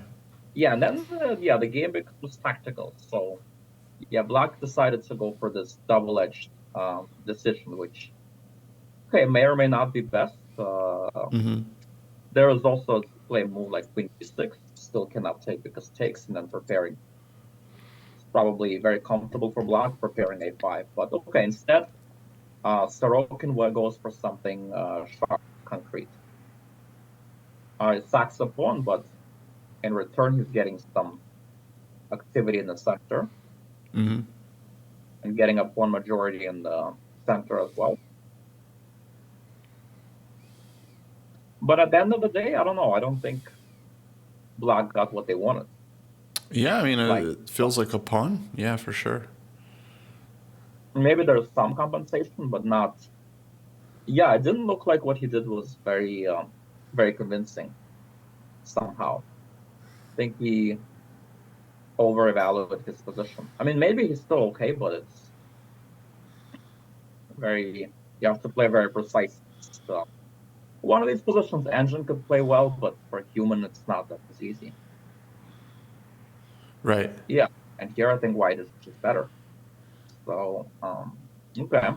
So yeah, extra pawn for Sean. He's gonna try to convert this one. Unless, I mean, is black. There might have been some tactics there, but we can come back to it. Let's just see the other boards first, and then we can. Bishop takes b2, but then I think rook c2 is the problem. Right. Yeah, if you play this first. C2. Yeah, I was just wondering. The pawn looks like Knight g5. Yeah, the pawn is immune. You're just allowing too strong of an attack here. Ooh. Wow. Okay, all of a sudden, yeah, white just wins with a queen, knight, and rook. Super strong. Yeah. So white keeps the extra pawn and has pressure. All right, let's take a look at Matvishin against Ekin. So this is GM versus IM, and Grandmaster has white. So definitely Matvishin has to try to win here. Not a big fan of the structure for black, by the way. I always feel like white's play is much easier here. I think usually they play d takes c4 here, and then c5. Queen c7. There's also bishop e7, by the way, also playable move, but there's also c5 first. There's like several ways to play that. Yeah, I mean, this position, I mean, it's like 50,000 games after bishop d3. Yeah, but this is, I think, simple plan for white, right? Like, it just goes bishop b2. Yeah, black goes h5, but then they go e4, knight f5. Just easier for white to play. Yeah, rook f4, best move, and rook f1. Yeah, white just has a very big initiative. As a matter of fact, already a move like this was playable. Wow. Knight takes. King f8. And let's say here, you go here, and then rook f1.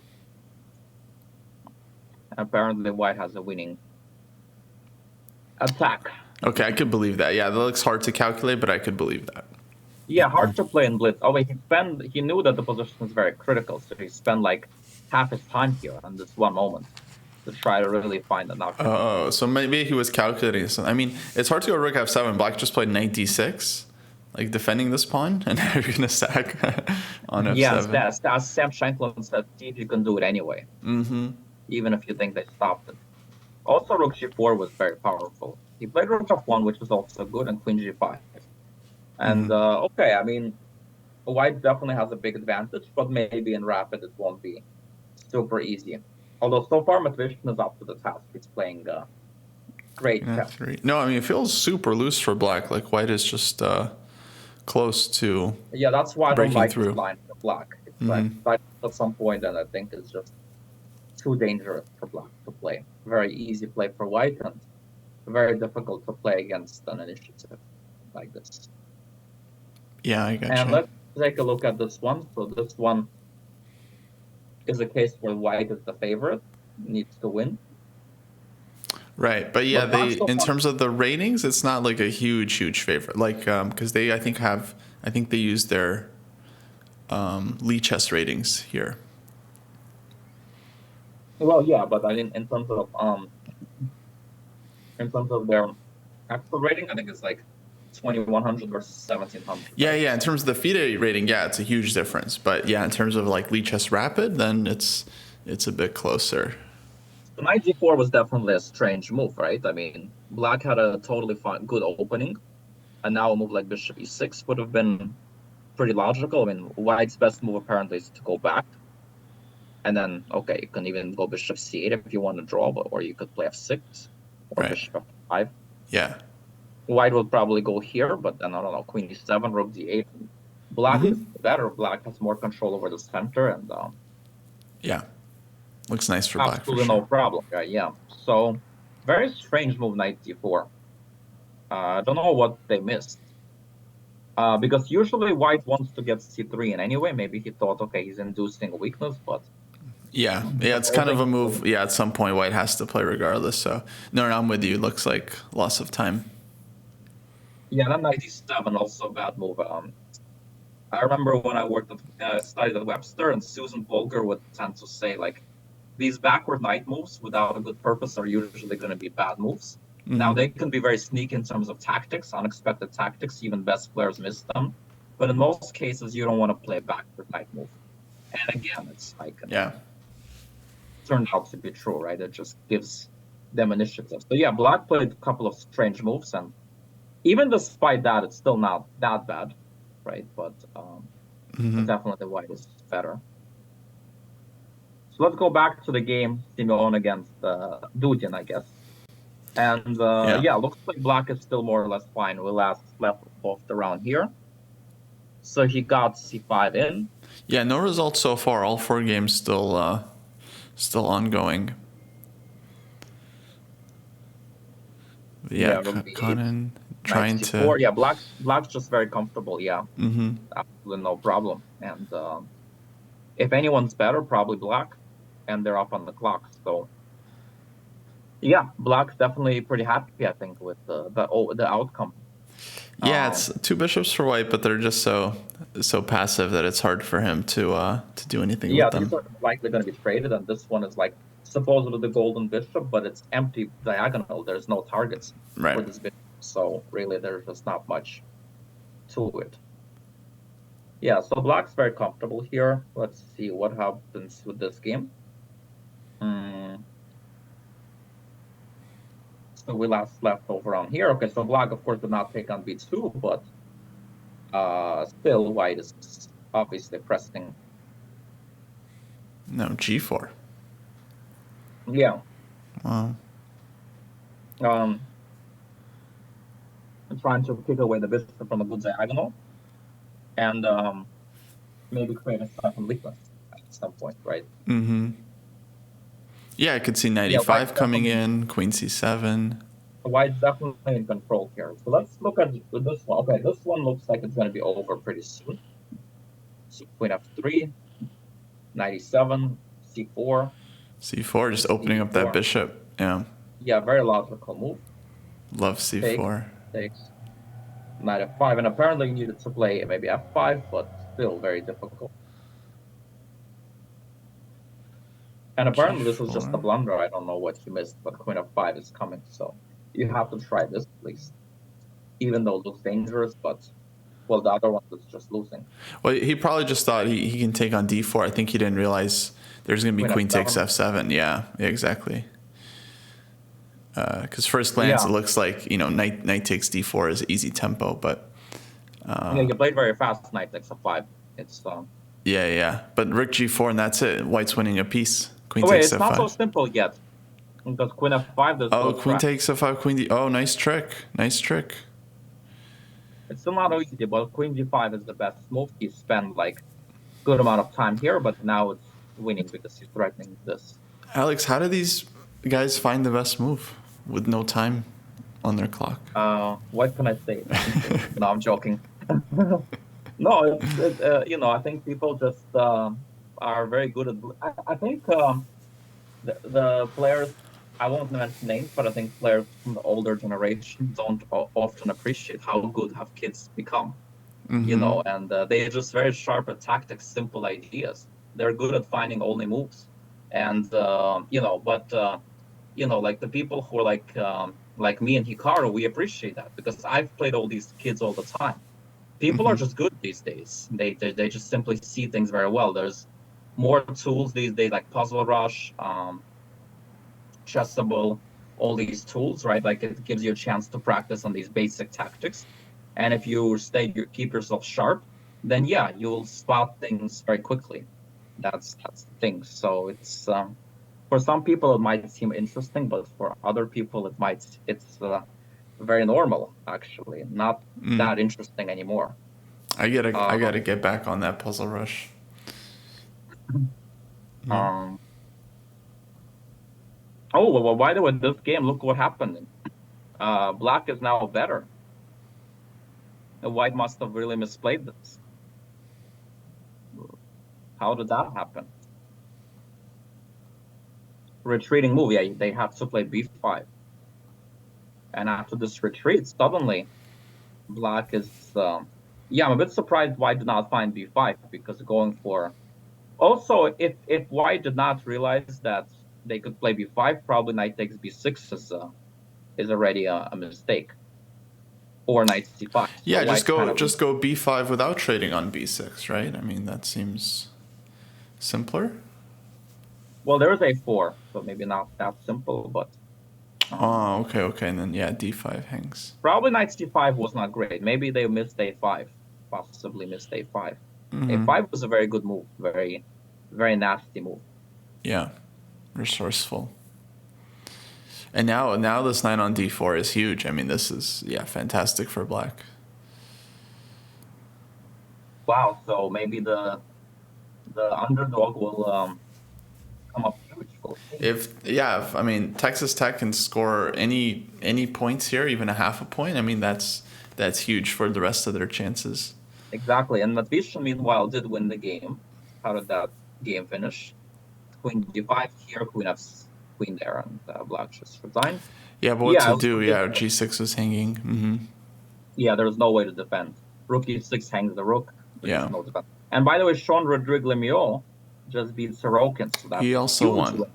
Okay, so that's 1-1. Yeah, big win for UTRGV. But based on the Lee Chess ratings here, Sean is 27-20 Lee Chess Rapid. So I don't know how read too much into Lee Chess ratings, but But some people might not even play much on Lee Chess, so it's like whatever. But this game, meanwhile, okay, not much happening. Still kind of a level game. So I think let's stay on this game with Francesco. So it's now 1-1, right? 1-1. Yeah, and then we have board 1 and board 4 left. And board 1 looks very even from what we saw. Yeah, so this game might decide the whole thing, right? Mm-hmm. And it could be the board 4 of Texas Tech winning, which would be a big upset too.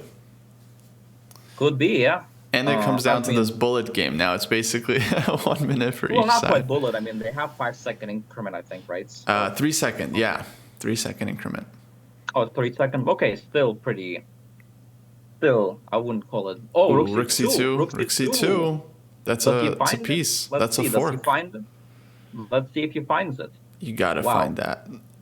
That's a puzzle rush you can find. This is the tournament lying on this move right here. This is the tournament right there. If he finds it, probably, and if he doesn't find it, I would predict White wins the game.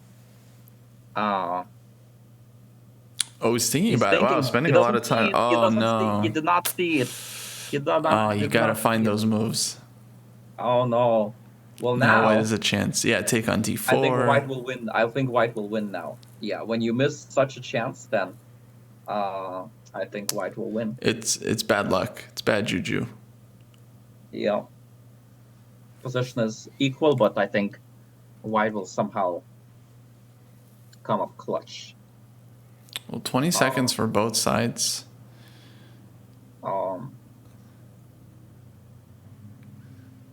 Oh, he gave another chance, Rook C2. Oh my God. Oh, now he sees it. He saw it on the opponent's turn. Wow. Oh no. Wow. That's cold shower for White. Wow. So if by the way, Francesco Heinen can win. Lost with White to Dugin. Heinen lost. So that means that Black needs to win this game for them just to tie. Wow. Wow, incredible stuff here. So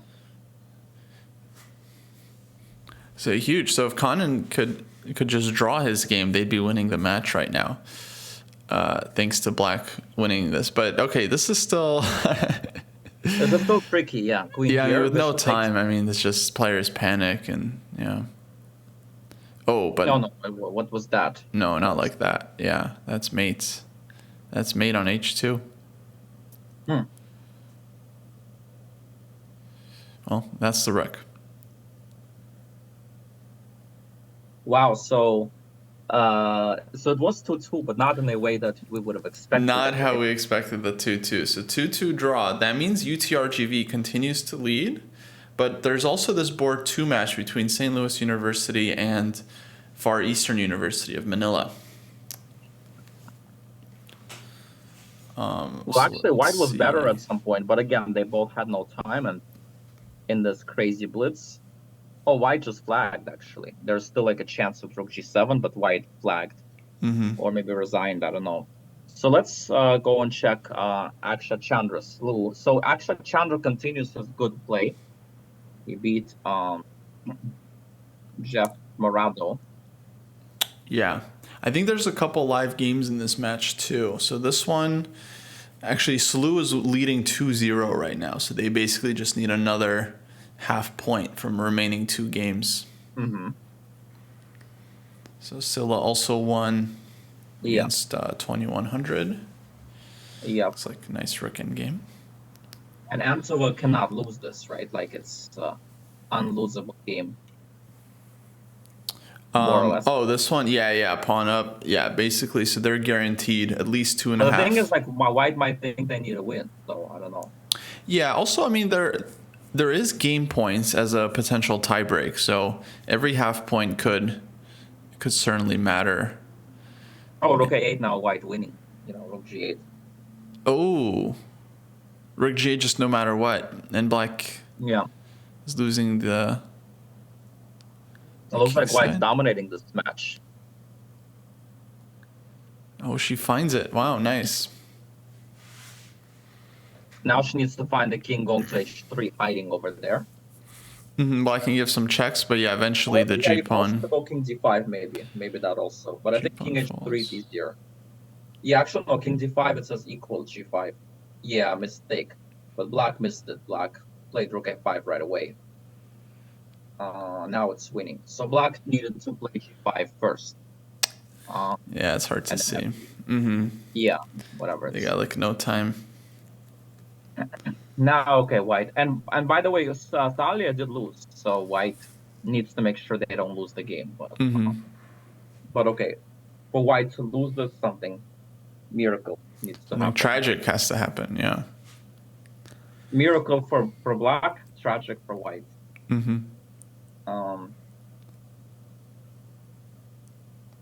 Okay, rook g. Oh, she's sidestepping. I think she's gonna allow like this F and H endgame. A draw again. Yeah, because the king got back way too far. Yeah, but okay, whatever. Draw still good for the match, but yeah, I felt like white should have won that. Yeah, definitely. Yeah, why not rook e8 and just cutting off the king? Probably was not sure about rook f5 and how to make progress. Rook e3, king g6.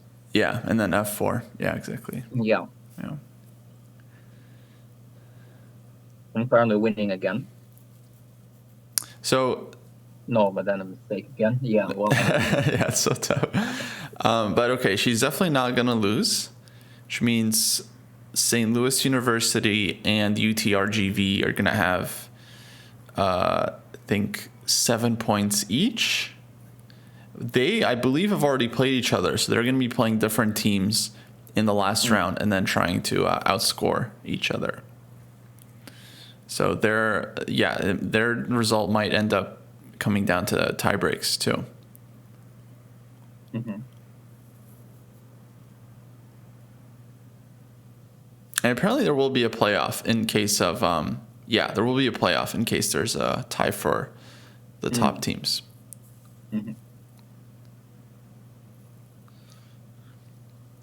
Okay, now this endgame. Do you have experience with this one, Alex? I feel like it's kind of hard to hold this. I won this once against Kasparov, I think, on the white side. And I think Justin Starker was able to hold a draw against me in one continental game, F and H. He knew pretty well how to hold that. So those are like the experience that I remember offhand. But I've seen strong players lose this. I think I've seen Alex Lenderman lose with white too. Was it Robert Hess? I forget who it was. Might have been Robert Hess in the U.S. Championship, F and H. So I see. Could be tricky. Yeah. Okay, looks like this one was drawn. So Slew does win 2.5, 1.5, as does Armenian State Institute. They defeated UT Dallas B team. And Gunadarma University defeated Lvov State University 3-1. And then Mizzou won their match as well against the Cuban team from Manuel Fajardo University. 3.5 for Mizzou. So going to the standings here, I'll just update everyone. Actually, I can put the standings up on the screen for everyone to see.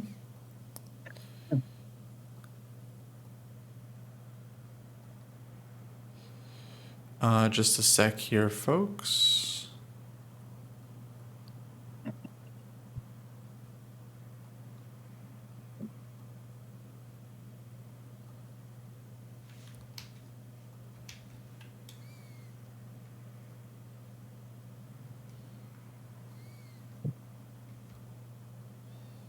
Okay, so there are the standings after round 8. And we've got UT, RGV, and SLU with 7. Then 3 teams with 6.5, Gunadarma, Armenian State Institute, and Texas Tech University. So two of these 3 teams, I imagine, are going to play the top 2 teams. Maybe the Armenian State Institute. I don't think they have played UT, RGV already. Let's see. They already played Gunadarma as well. We'll get the pairings pretty soon anyway. Yeah, I'm just curious. Oh, man, yeah, UTRGV has already played, like, the top 4 teams. So they're going to play one of the schools with 6 points. So, like, it could be University of Athens or UT Dallas, one of those 2 teams. So that's interesting. And then SLU is probably going to play either Gunadarma University or Armenian State Institute, one of those 2 teams. But yeah, we'll definitely see that soon. Okay. So yeah, next round is going to be starting in, I think, a little bit over 10 minutes. So yeah, these 2 teams basically in the best contention for first, UTRGV and SLU. I'll remind folks that the winning team overall, they win the top prize of a training session with the world champion Kasparov himself.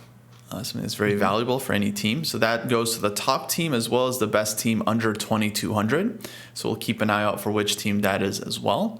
Looks like, yeah, a couple schools with 6 points there under 2,200 average rating, including UT Dallas B team.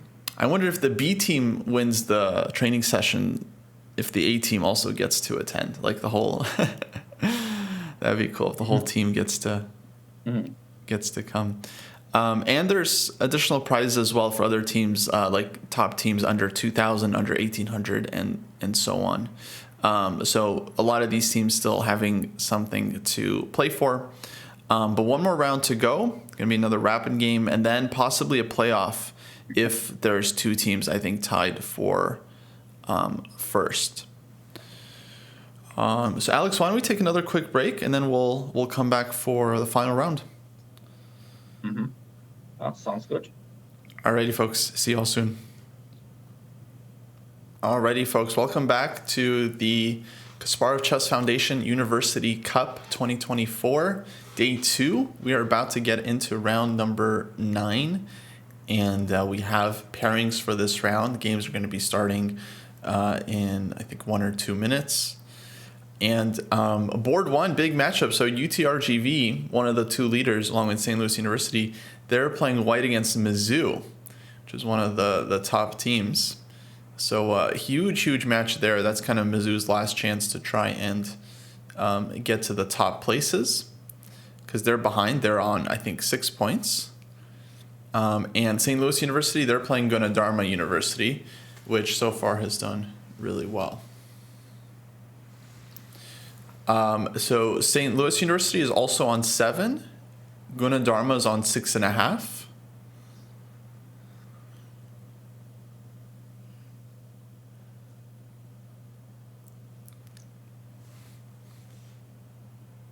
Right, because when 7 plays 6.5, somebody for sure has 7.5 at least.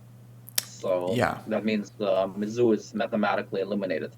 In fact, any team with the 6 or less are mathematically eliminated unless they're playing under 2,200. Yeah, that's right. That's right. So it's only the teams with 6.5 that have chances. But really, I mean, it's these 2 teams with 7. It feels like one of them is going to score at least a half a point. So well, we'll see. It's not so clear because Mizzou might play a good match and win, and then true. And then yeah, then the Gunadarma might leapfrog. So we'll see. Time will tell. Yeah, absolutely. We could see both of these teams losing, and then there'll be two teams with 6.5 that get to 7.5. And actually, this board 3 match is also important. Texas Tech University against Armenian State Institute, because I'm pretty sure both of these teams have under 22 6.5 as well. Oh, yeah, 6.5 also. Yeah, so if the top 2 teams lose, then the winner of this match could also catch up and join the playoff. And then for the under 2200, it's a couple of teams with 6 points, basically. I think there's multiple teams with 6 points that could make it there. Mm-hmm. Okay, let's see. So we should have games starting soon. Well, there's a delay, yes. So, yeah, starting soon, I guess. Yeah, it's going to be a bit of a delay, but it should be no more than 2 minutes or so. But we're going to have Gleb Dudin against Grigory Oparin. So this is going to be the top match. UTRGV against Mizzou. They've definitely faced each other a lot, I'm sure, in collegiate tournaments. And then we got Luka Budasalevich against Sean Rodrigue, Eken Ozener against Belslava. Probably really kicking themselves for only scoring 2-2 in the last match, because in the Shamatova with White, big favorite, and she lost. That was probably very kicking themselves probably for that. And they could have won that one. The team is also not very happy with the draw, because they had a 1700 win, and then yet they couldn't win the match. So probably both sides were not super happy with the tie there. Right.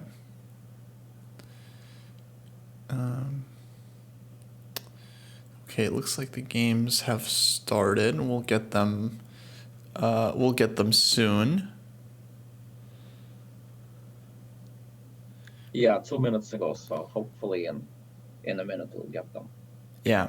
And then in the board 2 match, St. Louis University against Gunadarma will be Akshat Chandra against Priyasmoro Novendra. It looks like games are up now. Nice. Yeah. Let me pull down the standings. Okay, so let's start with Gleb Dudin, Grigory Oparin. Yeah, so this is UTRGV playing White against Mizzou.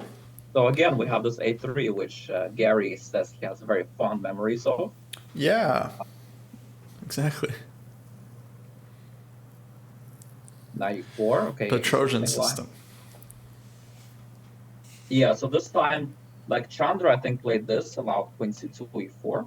Mm-hmm. But Oparin this time just goes 94.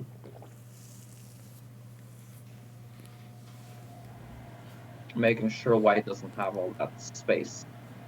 Yeah, this seems more solid for Black.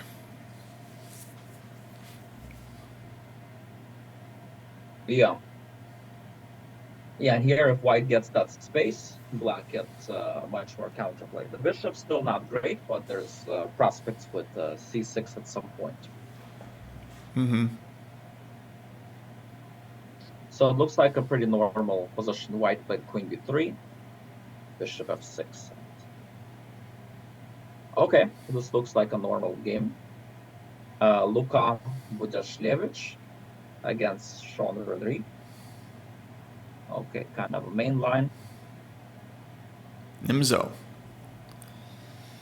Yeah, Queen C2. Well, looks fine for Black. White has the bishop pair, but Black has activity pressure on the lead and development pressure on the center. Mm-hmm. So, looks foolish. Hanging pawn structure. Yeah, knight b4 is in the air also. That's definitely fine for Black. In fact, knight b4 Black might be a little better even. If you can get rid of the bishops, then these hanging pawns might become weak after b6, bishop a6. So. Yeah, knight b4 is annoying. What does White even do there? Like king d2? Guess we're gonna find out. You have to, yeah. But certainly doesn't look impressive. Yeah, he does play king b2, but certainly the whole thing doesn't look super impressive for white. Yeah, Okay. It looks like black is comfortable there. Mm-hmm. What about this one? Akin against Villaslava. Got a lot of Queen's Indians. Yeah. So I guess this is the game where white probably wants to score because white's like a favorite. Well, I've actually played this line as white. Yeah, you go queen b5 and you kind of rook d1. You kind of just pretend you're better. I think white has e5. Wow, he doesn't no go knight advantage, but wow, he goes e5. He allows this. Wow. yeah. That's shocking. Yeah, now this bishop is going to be bad. I mean, these guys will exchange this d5 square. Wow, that's very anti-positional. Yeah, e5 might be a mistake from Ooh, it does not look like Kostya. a pretty move. Yeah. Yeah, people don't.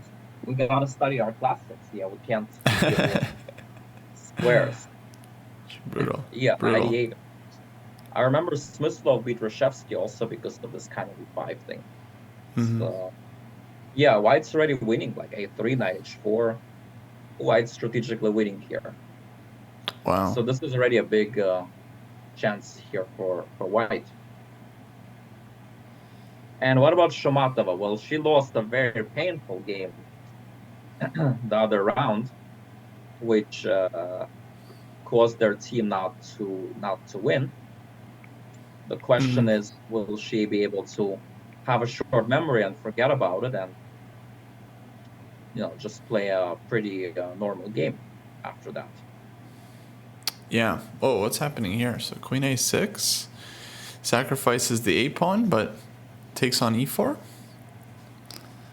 Well, takes on e4 you can't because queen a4 check. Oh, queen a4. Yeah. So it's a pawn sack. You could does castle, sack. Just castles. Mm-hmm. Yeah, I mean, it's or is it her move here? Is this the live position? Yeah, it is. Yeah. And black is thinking here. I wonder if she just missed 94. Well, no, maybe not missed, but. So if she was thinking on castles, then that's not good. Yeah, not the best sign. Yeah. Right. Yeah. So this looks kind of decent for white, but okay, it's still a complicated position, so anything could happen. Yeah, it doesn't feel easy for white at all. It feels like black will still have some natural compensation. Let's check on match number 2, which is Slew against Indonesia. Yeah, because Slew is also one of the teams with 7 here. Mm-hmm. Akshat plays this system, which is kind of quiet, but it can be annoying and rapid, I suppose. Yeah, and then white got some advantage. Like if you take on d5, e5 twice, you might get isolated pawns. So definitely looks kind of good for white. Black will be stuck either with the weak c6 pawn or the weak d5 pawn. So white definitely has that pressure. This one. Board 2. Yeah, Gabriela Antova. Yeah, they put her on board 2, which makes sense because she's a very good theoretician. It's very good against like some of the top players. And here again, she has a very good opening. Kind of no problems. Yeah, good rapid player for sure. Talia against Ramadan.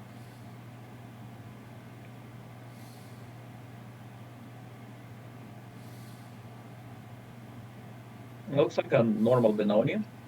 Garry wouldn't be too impressed because the bishop's on b7, but okay, white pieces are also not perfect, so I think black is fine here, probably. Apparently there's even b5 move here. Oh, wow. And then queen b2. Just straightforward. Yeah.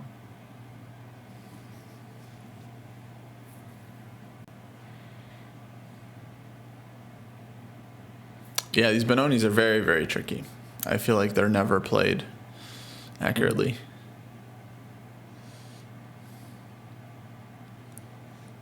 Yeah, Should exactly. be 3. Well, White got a good position here. Yeah, I like Talia's position here for sure. Rook AC1, F4. And let's check this one. This is board This 4. is the game where Stila is supposed to be like the favorite, but her opening doesn't seem to be that impressive.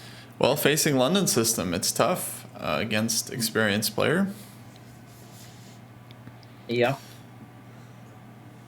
Hard to create chances as black, I imagine here. Well, G3 was hanging. Whoa. Here, so she could have just taken the pawn? Yeah, I mean, I guess there was something she did not like, or maybe she just missed it. I don't know. What could there be something like some B4 or something? But I don't see it. Maybe E5, trying to trap the queen. Okay, there's queen F4, queen G4, Bishop C2. Yeah, maybe something like this. She was afraid of. Probably doesn't work, but yeah, I mean, I guess I could see somebody being afraid of that, I guess. It looks like maybe this. I guess so. It looks a bit uncomfortable. But okay, then. But the engine it's such a juicy pawn. Engine is cold-blooded. But the thing is, if you don't take, you're just worse. That's the problem. Yeah. It's kind of explains. Yeah, no pawn. Well, black is not up. Black's not down a pawn, but the problem is white has a free right here.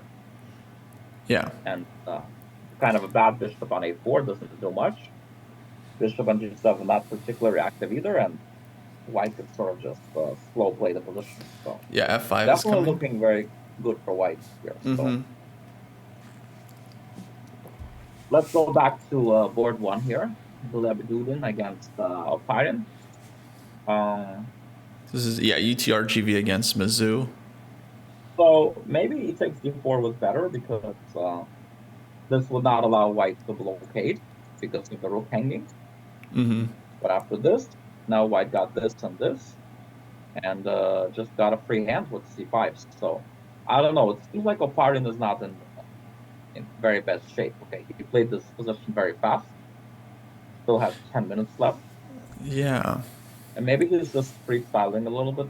Well, I think he didn't realize he's not in time because like f5, there's knight g5, so he needed an extra tempo with like h6. Well, he played very fast, right? So he kind of just autopiloted a little bit.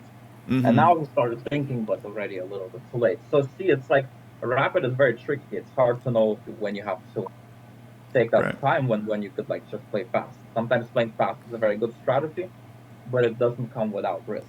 So it's like not always easy to find a balance. And when you're in bad form on a particular day, it could be very hard to find that perfect balance. And that's not just in rapid, that's when it comes to any kind of chess in general, but like rapid, I guess, especially if you're in bad form, it really shows. It's very easy to tilt and so on and so forth. Yeah. But this position still looks, I mean, quite tricky, yeah? Yeah, it does, yeah, for sure. Knight c3. And rook c7 was also interesting, but okay. The rook takes, the f7's hanging, g2 is hanging. Yeah, it's a big mess. Yeah. So anything could still happen here. What's happening here? So Luka, last time we left off around here. And black was having like a good position. This one's more quiet. Yeah. Black won a pawn. It still was not easy to. But Sean Rodriguez, he's definitely not worse here for sure. Well, he's much better. He's up a pawn. But white created a good counterplay, and then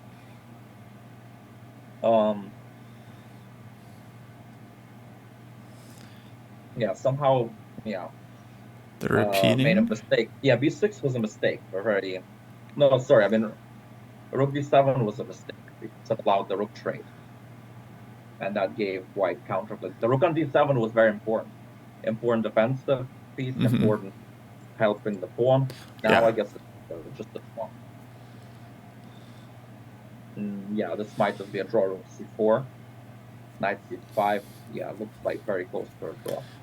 Right. Looks like he's still gonna try, but yeah, I mean, if white can just pick up the pawn, then that'll be very hard to convert for black. And this time, okay, white, as predicted, is completely winning strategically. Right, like takes. At least black GF6 is stack the pawn, right, and then try to get their pieces in, but black was materialistic, and now this bishop is completely shot. Yeah. Yeah, pretty bad decision making by black in this game. And white got a winning position. Oof. Okay, there's still e4. Yeah, she's trying e4. Yeah, apparently you go knight f5, rook d6, but yeah, I guess rook d3 is also a big advantage. But yeah, okay, I guess it's not super easy yet. Okay, you can always just go to d7, takes king f8, take on b7, go bishop f5, right? It's just should be. Yeah, rook d7 is pretty strong for sure. Yeah, it looks like winning, but okay. Apparently, knight f5, rook d6 was the most precise, but it was a little bit engine-like. Yeah, this was more human. So we would expect white to convert this, but okay, yeah, that's what I expected. Yeah, the most pragmatic choice. Takes. I was thinking about like 96 first, but I don't know. Yeah, you can even play rook takes b6. I guess it's also winning. But yeah, this is good enough. Okay, let's assume white wins this. Yeah, this looks just going to be two pawns on the queen side. Actually, black is doing very well. Remember, I wasn't sure how much compensation. Yeah. Black will get. Well, black played very well. Queen f5, queen f4, very good plan. Nice. White went for this, but now black has a huge center. Black recovered the pawn. And now, yeah, this, and then d5, and then black might become the hero.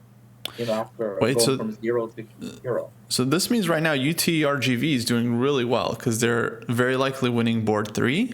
They're doing well here on board 4. Sean Rodriguez playing for 2 results on board 2. And what's going on board 1? Board 1 looks roughly equal. Yeah, so they might be able to even just win one game and draw the rest of the matches. Although this game, okay, like white's on the clock, and who knows, right? Like it's still. Yeah, this one very much. Yeah, Noparin is certainly gonna push a little bit. So. Action Chandra, okay, he's still pressing a little bit in that position. Might win one of the pawns. Gabriela, okay, now she's completely lost. So what happened? So she took here, played castles. When here, this was a passive move allowing 4. Probably should have traded or gone back. Yeah, now the knight's coming in. Yeah, now she's struggling.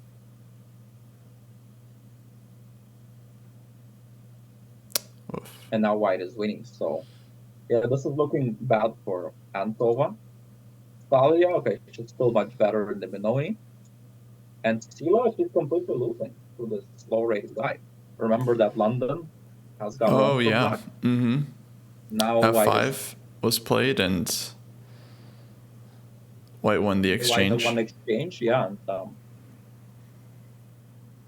no, this feels very bad for black. Yeah. Yeah, pretty nice for a while. Although these positions, it can always something can always happen. But yeah, likely white's gonna win.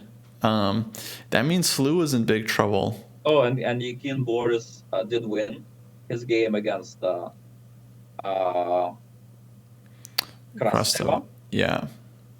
So now they're up 1-0.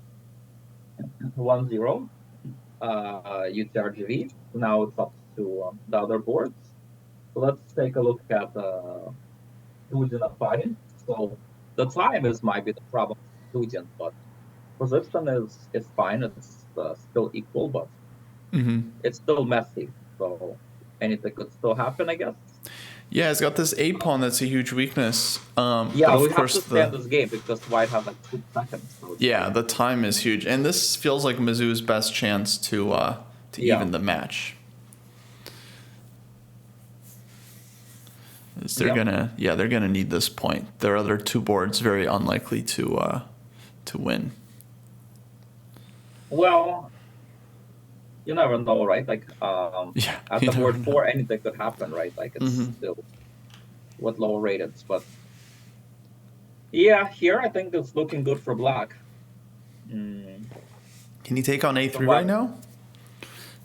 Take on A3 probably does not work. Queen A7 here, Queen B8.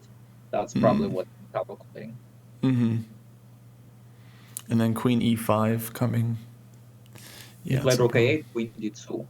This happened in the game, and now it can take here, but Queen here, Queen there. I mean, honestly, I think Andrew might say it's equal, but okay, Black will be up 2 pawns, so it's like, but they have a weak king, so anything could still happen. Yeah, and 5 seconds for White. 5 seconds, yeah. This reminds me of that like World Championship playoff game. No, by the way, Black is ready. Whoa! What happened? We got a bunch of moves.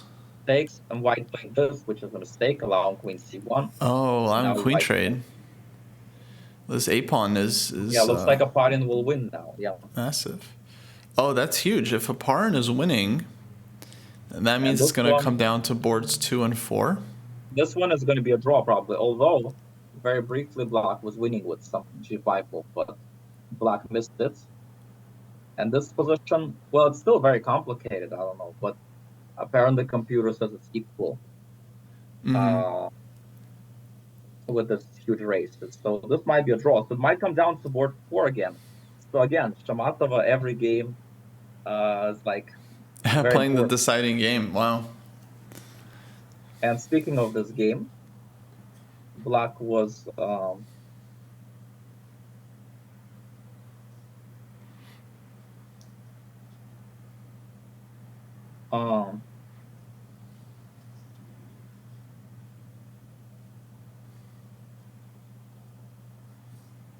it looks like Black was playing for the initiative. Black was better.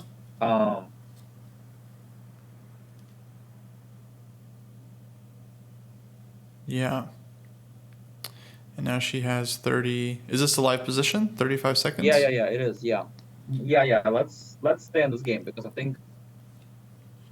Okay, now D5 is winning, but it's maybe hard to find. D5. No, you got to play D5. I mean, how do you not play this move? Like, looks so good. No. Things happen. Well, then she might be looking at Queen H3, Queen F3 more than like T5, right? Oh, true. Yeah, Queen F3 is very tempting. There are many tempting moves. So, oh, she finds D5. Oh, that's clutch. Nice. All right. So, but now the only move is Bishop F1, which makes sense. Bishop F1's logical. Yeah. And then Black can take on H3 anyway, or? And then there's like Queen D5. It's Queen like, D5 trick. If White finds, and then Queen H4, it gets very spicy. Mm-hmm. If I finds Bishop F1, okay. So let's see if they play Queen H3. Yeah, I wouldn't take. I would actually try to hold on, but okay, they got no time. Goes G3. Okay, so now Black is. Oh, but now you just bring it back. Queen C8 even, Bishop C5. H5, H4. Yeah. Black's definitely winning here. H5, H4. Oh, this looks very unpleasant. Yeah, this H5, H4. That's a huge plan. Bishop G2, but. Black's playing very like a boss. Yeah. By the way. H4 anyway. By the way, Gleb Dudin, Oparin did go on to beat Dudin. So it all comes down to this game, basically. Well, let's see what happens. Oh, by the way, as Sean Rodriguez is winning. Oh, Sean Rodriguez winning. So he's going to take it then for UTRGV. And White resigned in this game. I did not expect White to just resign here. I thought King F2 or something would still happen. But that's surprising. But Sean Rodriguez, is completely winning. somehow. Wow, so UTRGV, they're going to win by 3-1. Yeah, looks like it, yeah. Wow. Did he do that? Oh, he played rook b2, which is a mistake. He has to play e5. Yeah, in the meantime, St. Louis University, they've already lost their match Why to did he play so Gunadarma. fast, by the way? He has 3 minutes. Why did he play so fast in such a complicated position? Oh, I don't know. So, wait, was that the blunder then, rook b2? Yeah, he played it very fast. Like 5 seconds he spent. But he still had 3 minutes. He could have spent more time on this position. What was better? Like rook g7 or? e5, apparently. e5. And then a6. Oh, yeah, it feels complicated. Yeah, why did he lose a tempo? But then, yeah, if you keep your rook behind, you're not letting black go g4, g3, because you're giving checks. Yeah. As seems to have happened in the game.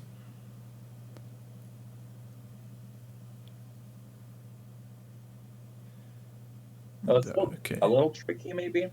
But no, but 2 pawns. No. Yeah, 2 pawns always wins. Queen. Just queen, and that's it. Okay, so Mizzou, very clutch match for UTRGV, and very especially Shamatova recovering from a very painful loss the round before to play very clutch with initiative in the round. And the other match, we see Chandra losing with white this game. Wow. Yeah, the other match is over. Gunadarma, they've already won 3 games. So St. Louis University loses, which means UTRGV is going to be the winner, 2024 University Cup. Chandra was totally winning, by the way, but there was low time and that dwindled. And it's hard to find. And Antolova lost and Sila lost, which we kind of expected. And Thalia is losing. They might lose 4-0 actually this match. Quite incredible. Like it might actually be a 4-0. Very, very bad collapse by. Yeah. So actually, yeah, the Dharma. If the other team, UTRG, would have lost to Mizzou, which could have happened, of course, theoretically, then they might have won. But as it is, the match is kind of irrelevant, and looks like we're gonna have a winner. Yeah. No, congrats to UTRGV. They're a team. They're going to be clear winners with 8 out of 9 match points. So huge score. Just only 2 draws. And very interesting tournament for Shamatova, where she won some clutch games where they won because of her, but they also lost some clutch. So it was a very eventful tournament for Shamatova. I'm still curious about the best team under 2200. Mm-hmm. So there's a number of teams in contention, including the UTRGVC team. Their average rating is 1994, but they were doing very well. They had they already scored a couple upsets. They had 6 out of 8. I think their match is might be still ongoing if we can find their game. Yeah. So let's see. So we have Tianchi Wang. Is that the team? Mm-hmm. Tianchi Wang on board 1. I think that might be the team, right? Yeah. So Tianchi Wang won with white against Dimitras Alex some IM. Very sharp game. He was able to outplay him in some game. Oh, that means looks like they won their match then. And Mali Jadi was able to win with white against another Greek FM. Yeah, Mali Jade. Mm-hmm. And then board 2 was a draw. Okay, then last board, the other guy is like very low rated. So that's probably why their team is low rated, because they have like this guy looks like kind of a beginner. Yeah, it's an interesting strategy. Their board 4 is extremely low rated, but their top 3 boards are quite strong. But they're not like under 2200. They're even under 2000. So they really believed in their. But if they're best under 2200, they might still like win it. Yeah, I mean they have 7. Let me see what other teams. So they have 7. There's another team actually, Taras Shevchenko University of Kiev, also with 7 points under 2200. Oh, so, they got 7 points? Or they have 6 out of 8? They have 7. They have 7 already. Oh, they won. Okay, their match. Yeah. So I'm not sure if how they're going to decide between those two teams in the under 2200. They might end up doing a playoff. I'm not sure. Yeah, that would be. But at the very least, this team under 2200, they will at the very least get the under 2000 regardless. Yeah. So still amazing tournament for them, basically. Yeah, they basically had to rely heavily on the top 3 boards, which is makes sense. Very smart match strategy, probably. Yeah, because their top 3 are pretty good. All three. Malijade Ulie is like a very close friend with Sean Rodrigue-Lemieux, so they're in the same team. So, right, Canadians, very strong. Yeah, I've seen them together a few times in the recent tournaments. So, yeah, they're both from Canada. I think even both from Montreal. If I'm not mistaken. Like both like, as you could see, French names, right? Like, which is common for Montreal. Like both like French speaking players. Oh, we have Grant Owen in the chat. He's part of the organizing committee. So he's saying no playoff for under 2200. It's going to come down to game points as the main tiebreak, which means that the Taras Shevchenko National University of Kiev is going to be winning the under 2200 prize with 26 game points, assuming that I believe, yeah, those standings should be final.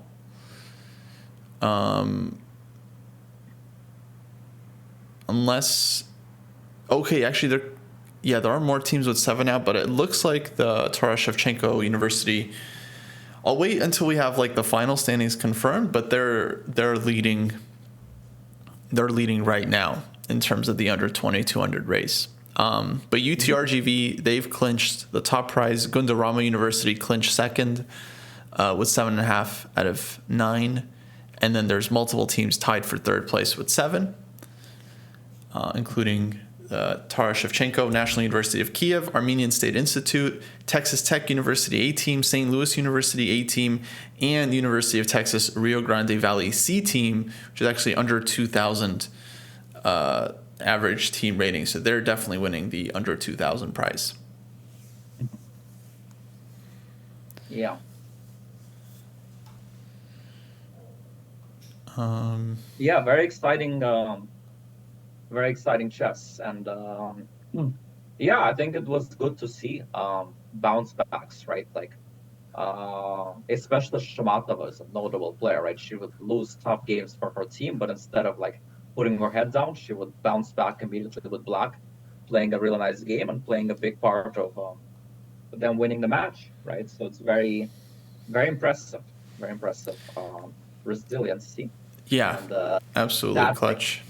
Is like basically their team chemistry, like how well, being able to bounce back from difficult moments where things didn't go their way. We're able to bounce back and win very clutch tournament. Yeah, it looks like all the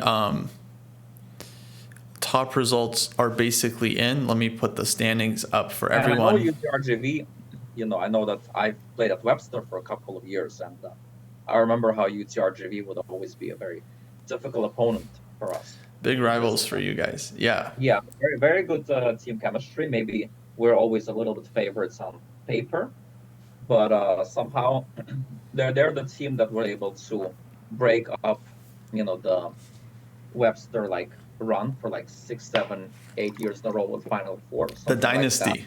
Like yeah. And even though Webster has won like Pan Americans and Final Four since I left, but like basically, UTRGV has become powerhouse. Even when they don't have like the very top teams, they somehow find a way to make it work. They're very well coached, and they have good team chemistry, and they play very well together. So very impressive team. Congratulations to them. And I don't even remember who's playing Final Four this year from Pan American, but maybe we'll see. I don't remember if they qualified, but But they Yeah, did. I don't remember. But yeah, congrats to UTRGV winning the University Cup. They've won the training session with Kasparov. Top team under 2200 will also win that training session. So I believe that's going to be the Taras Shevchenko, University of Kiev. We got Dortiz in the chat saying Webster, UTRGV, UTD, and Mizzou in the final four. So thank you for that. So yeah, these are definitely the top, or some of the top teams in the U.S. But Gunadarma University, I want to say, also did extremely well. They actually finished with the most game points out of anyone total. I think 29 and a half total points scored. So they didn't win the most matches. UTRGV ended up winning more matches, but Gunadarma ended up scoring the most points with their players. And I'm looking at the individual standings. It turns out there was one player, Grandmaster Natalia Zhukova, who scored 9 out of 9 in the tournament. Wow. So huge, a huge result there for Zhukova playing for... And she's kind of a veteran GM, right? She's older than me for sure. She's like, I don't know her exact age, but she's a GM, and she's been playing for like since I was little, already top level GM. So right, surprising back then I am, but to see her in there. Pretty impressive that she's studying in. But yeah, she's playing for the South Ukrainian National Pedagogical University of Ushinsky. Yeah, interesting. It reminds a little bit of Webster. We had also like Lazarov Brazon, Ines Kikvizada studying with us, even though they're like accomplished team players, like who are over 30 years old, and even me to some extent, right? I also studied at university when I was in my 30s already.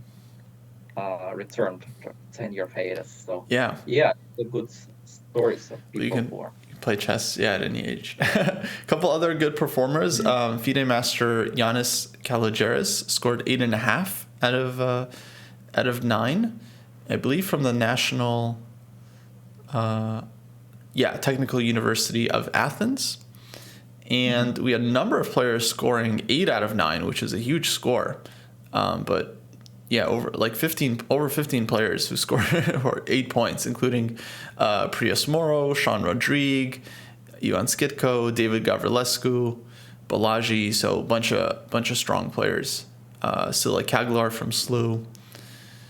All scoring 8 out of 9.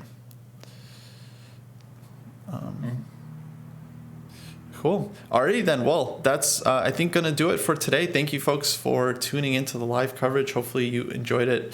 Definitely a very dramatic finish there, but UTRGV gets the job done.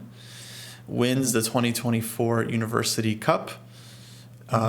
Thanks to Alex for joining me here today. Thanks to Garry Kasparov, of course, for joining the show. Thanks to the Kasparov Chess Foundation as well, organizing and hosting the event. And that's going to do it, folks. Thanks for tuning in. Sounds good. Thank you for having me.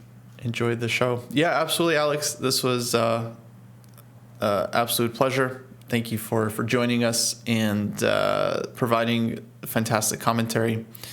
Thank you. Hopefully everyone enjoyed the show, and we will catch you guys all next time. Take care, folks. All right. Bye-bye.